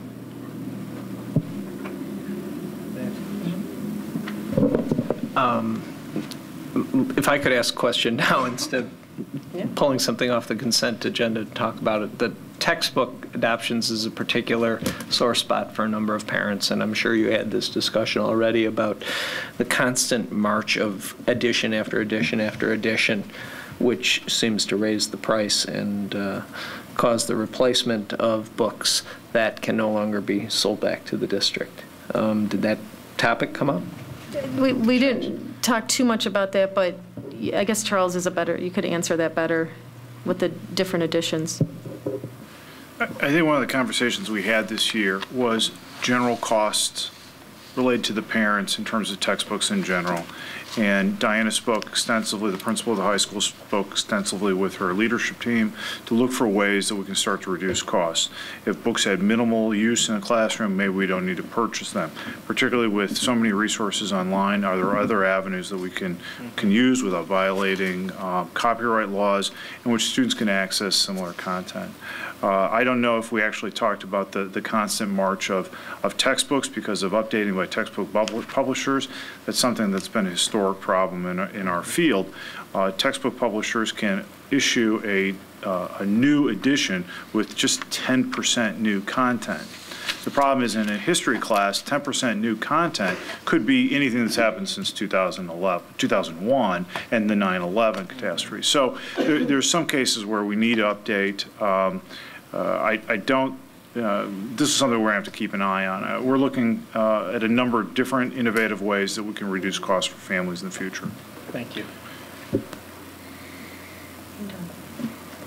Thank you. Ms. Stufen, Board Improvement and Policy. Thank you.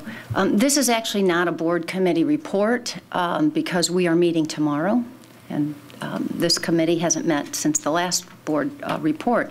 However, as promised, we were bringing for the full board approval particular items. So what I want to do is give you a little bit of the background. The Board of Education is responsible for holding itself accountable for providing appropriate educational governance to all of our stakeholders. As reflected in our policy 2:120, the board will conduct self-evaluations with the goal of continuous improvement. So the Board Improvement Policy Committee has been engaged in the development of our board self-evaluation survey.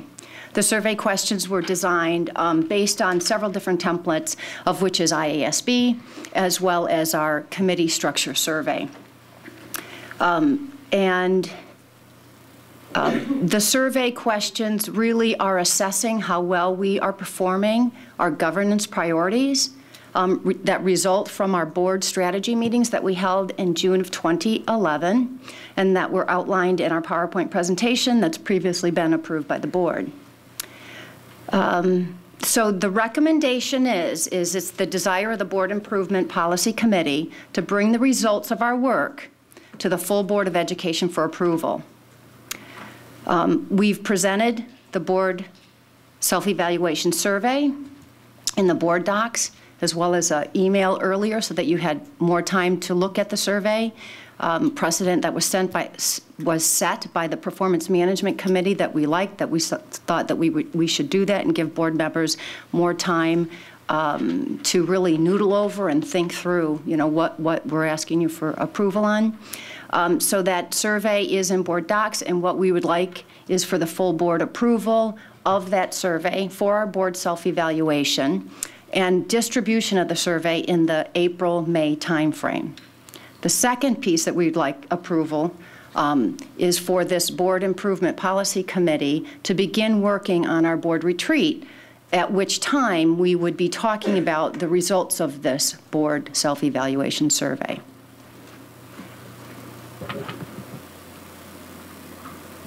Are you looking for action from us this evening or consensus or?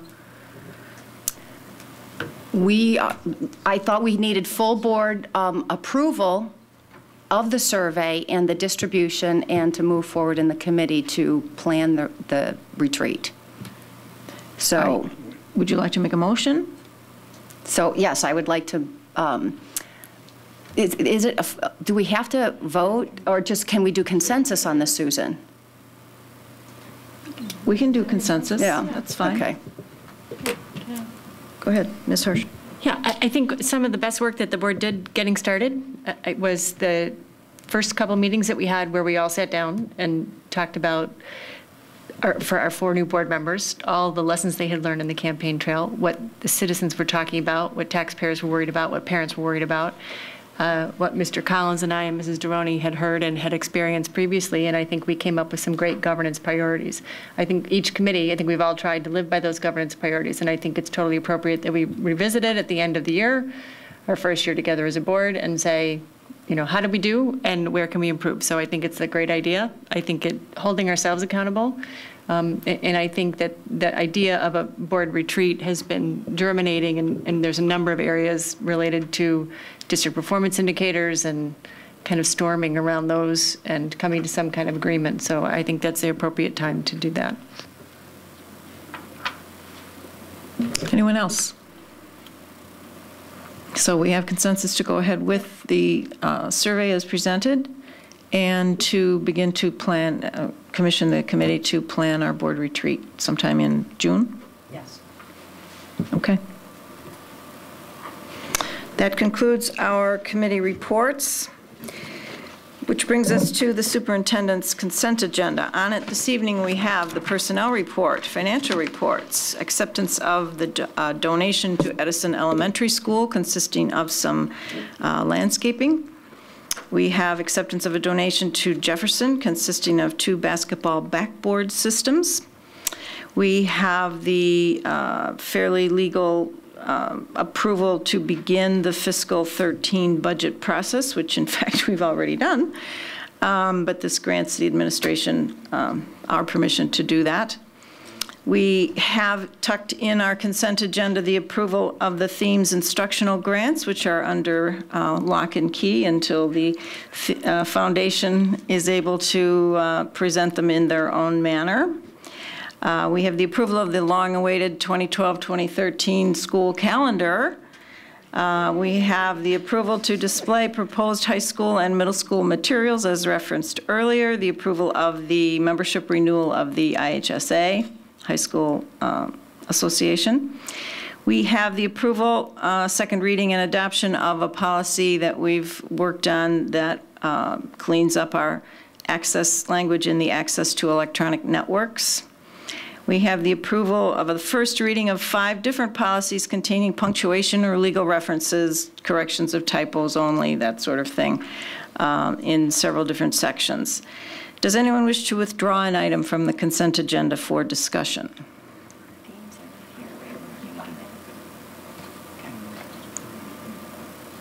Seeing none.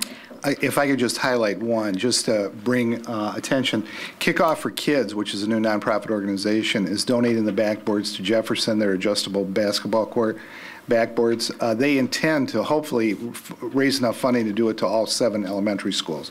So I just wanted to highlight that. It wasn't just Jefferson. They want to do it for all the schools, and this is their first school, but the intention is to go to all 7. And we're very appreciative of that. Is there a motion to approve the consent agenda, Ms. Hirsch?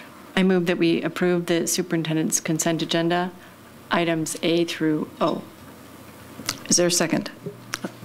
Moved by Ms. Hirsch, seconded by Mr. Collins to approve the consent agenda. All those, can we have a roll call, please, Mrs. Walsh? Ms. Hirsch? Yes. Mr. Collins? Yes. Mrs. Droney? Yes. Mr. McDonough? Yes. Mrs. Stufen? Yes. Mrs. Ebner? Yes. Mr. Bloom? Yes. 7 ayes, no nays, that motion carries. That takes us to the action items on the superintendent's agenda. The first item is the approval of the bid for regular transportation. Is there a motion, please? Sure. Mr. Collins. Let me just get there.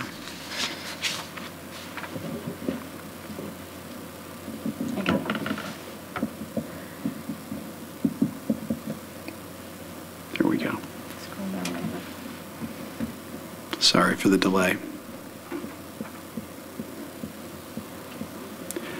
I move that the Board of Education approve a 3-year contract with Lakeview Bus Lines, bid number 12-04 for regular transportation services. Second. Moved by Mr. Collins, seconded by Ms. Hirsch to approve the regular transportation services contract with Lakeview Bus Lines. Is there any discussion? Mr. Collins.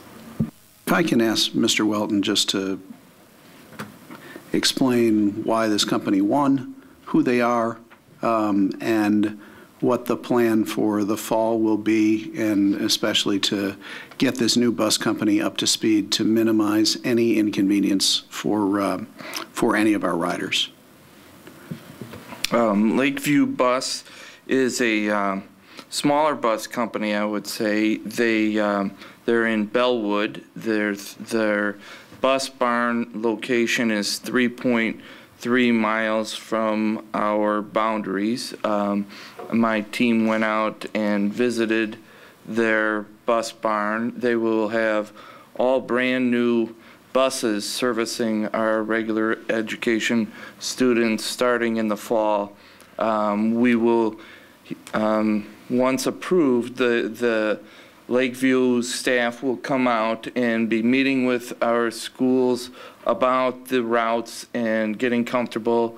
They don't foresee any problem with having enough drivers, and they will order the buses as soon as it's approved here. So like I said, the buses will be new. They will have video cameras in the front and the back. They're going to have GPS to monitor where the buses are at all times. The owners, we met the owners. They are focused on customer service. They currently do, I would say, 3 other similar sized schools, or maybe a little smaller than us, but about three school districts that they're currently handling. I know they are anxious to get started, and we will get there. Expecting to provide a high level of service, but as you said earlier, transitions are always, there could be bumps in the road, but nothing that they can't work through. And there were 3 qualified bidders that bid on this transportation service contract, and Lakeview was the low bid of the 3. Actually, we only received 2 bids. Oh, I'm sorry. The other bid was from First Student. Peters is here in the back. They have provided us a good service we've been with First Student Laidlaw for a number of years, and they've provided a good service. We were required to bid this out by law, and Lakeview was the lowest responsible bidder. Thank you. Any other discussion? The motion on the floor is to approve the regular transportation bid. Mrs. Walsh, could you call the roll, please? Mr. Collins? Yes. Ms. Hirsch? Yes. Mrs. Ebner? Yes. Mrs. Stufen? Yes. Mr. Bloom? Yes. Mr. McDonough? Yes. Mrs. Droney? Yes. 7 ayes, no nays. That motion carries. Next item on the agenda is the approval of the special education contract, transportation contract. Is there a motion? Mr. Collins. I move that the Board of Education approve a 3-year contract with Cottage Hill Operating Company for bid number 12-05, Special Education Transportation Services. Is there a second? Moved by Mr. Collins, seconded by Ms. Hirsch to approve the special education transportation bid. And is there any discussion? I guess just to say that this is our current provider, who also, of the 2 bidders, was the lowest bid. And it's our current provider. I suspect that we won't see much change at all. That is correct. We've been happy with the service that Cottage Hill provides. They're right over there on St. Charles. Mr. Peacock and his daughter, I believe, have provided us a good service for many years, and they were the lowest responsible bidder, and they work closely with Meg and her department, and will continue to provide us the same service. Any other discussion? Motion is to approve the special education transportation bid with Cottage Hill. Mrs. Walsh, could you call the roll, please? Mr. Collins? Yes. Ms. Hirsch? Yes. Mr. Bloom? Yes. Mrs. Droney? Yes. Mrs. Ebner? Yes. Mr. McDonough? Yes. Mrs. Stufen? Yes. 7 ayes, no nays, that motion carries. Next item on our agenda is the first reading of a new policy, 505, on professionalism. Is there a motion, please? Ms. Stufen. I would like I moved that the Board of Education accept as a first reading a new policy, 5:05 professionalism, which will become effective at the time of its adoptions and subsequently be added to the policy manual of the Board of Education, Section 5 personnel. Is there a second? Seconded by Ms. Ebner. Is there any discussion? I thought, since it's a new policy, I would give a little bit of background. And it really came from, board discussions as well as new administration, that we really wanted to, set the precedent that we saw, there were, as the board was looking at the policy, and they spent 3 years of adopting it just, recently, and the administration is looking at ensuring that the administrative procedures are in place to support those policies. That between the administration and the board, we really felt as though we wanted to have a policy that defined professionalism for this district. Any other discussion? All those in favor say aye. Aye. Opposed say no. That motion carries. Next item is a new policy on student teachers. Ms. Stufen. Okay. I move that the Board of Education accept as a first reading the new policy 5:260, student teachers, which will become effective at the time of its adoption and subsequently be added to the policy manual of the Board of Education, Section 5 personnel. Is there a second? Moved by Ms. Stufen, seconded by Mr. McDonough to approve a new policy on student teachers. Is there any discussion? Once again, since it's a new policy, what we wanted to say is in February 2011, the former board had adopted the new policy manual, revisited the entire manual, and spent long hours working on it. And I know that they had chosen not to have this policy for student teachers. But as the administration was then once again looking at administrative procedures to support the board manual, the board policy manual, excuse me, and we have a precedent of accepting and working with student teachers, which is great within our community and with our college in our community, that the administration recommended that we adopt the student-teacher policy. It also, there was an update in the press that came through that, of course, the policy committee has to look at all of the IASB policy updates. So it really was the impetus for us to say, what do we want to do with student teachers? And because we, are so good at working with student teachers, we thought that we should have a policy in place to reflect it. Any other discussion? Motion on the floor is to accept the first reading of a new policy on student teachers. All those in favor say aye. Aye. Opposed say no. That motion carries. We have a final revision of a policy, board policy development. Is there a motion, please? Yes. Ms. Stufen. I move that the Board of Education accept as a first reading the revisions to policy 2:240, board policy development, which will become effective at the time of its adoption and subsequently added to the policy manual of the Board of Education, Section 2 Board of Education. Is there a second? Moved by Ms. Stufen, seconded by Mr. McDonough to accept the first reading of a revision to our board policy development policy. Would you care to elaborate, Mrs. Stufen? Yes, we've talked about this in the past, but I think it's very important for us to note the reason why this policy had a slight revision. First off, I want to note that all policies will be brought in front of the full board for first and second readings. So all the board members will have an opportunity to not only see new policy, but to be able to provide input, even if you're not in the policy committee. Okay? But because there are so many policy revisions that are coming through, we were looking at how do we streamline the process. So what we had decided is that when there are legal or cross-references that our superintendent would be, with his administration, would be reviewing those. And if they are just those slight revisions of cross-references, it will go in front of the full board, but we will not be reviewing it and discussing it at the policy committee. So it's a little more than, it's any non-substantive modification or correction.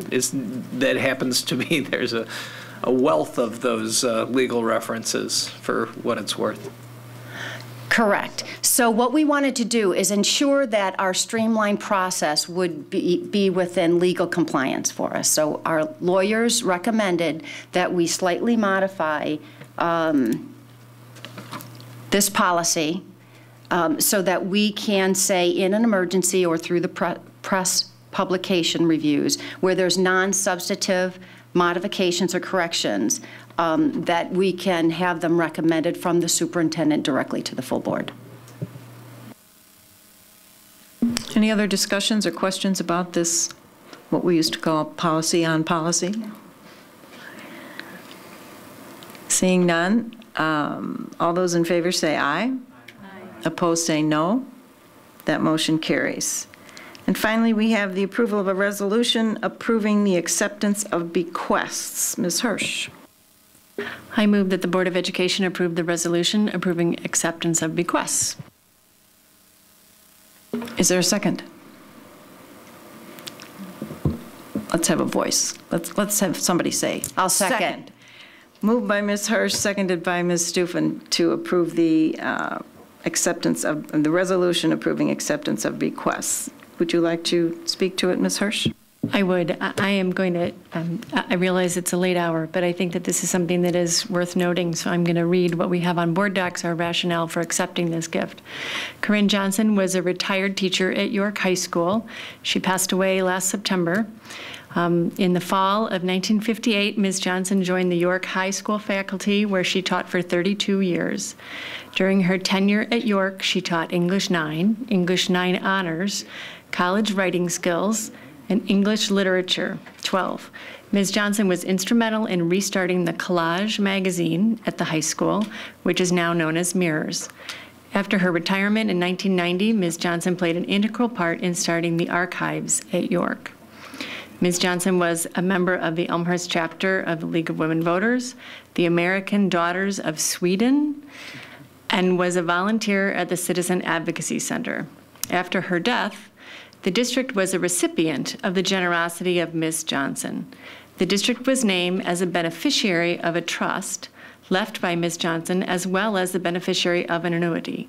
The exact language of the trust designated the district as a beneficiary is as follows: $20,000 directly to the York High School Library in honor of Ruth Kinney, former head and a wonderful friend for many years, in response to the need for multiple copies of selected titles to provide for group reading and discussion.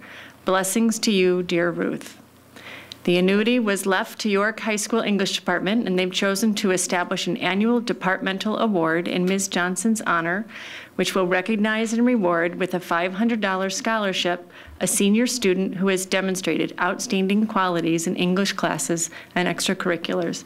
I think this is an unusual gift, at least since I've been sitting at the board table. This is the first time that we've received, I guess, a bequest this manner, but it clearly shows not only did we, our students and our community benefit from the commitment of this teacher who taught at our high school for 32 years, but also she is donating, and hopefully, the spirit of her commitment will live on at York, and our future students will know and learn a little bit about Ms. Johnson and her commitment to our community. I think this is a wonderful gift.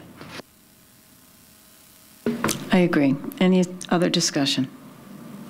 All those in favor say aye. Opposed say no. That motion carries. That brings us to our upcoming meetings. Each of the committees will be meeting. Committee meetings are typically at 7 o'clock, with the exception of the Finance Committee, which meets at 6:30. We have our regular Board of Education meeting scheduled for April 10th and April 24th, which is also our reorganization meeting.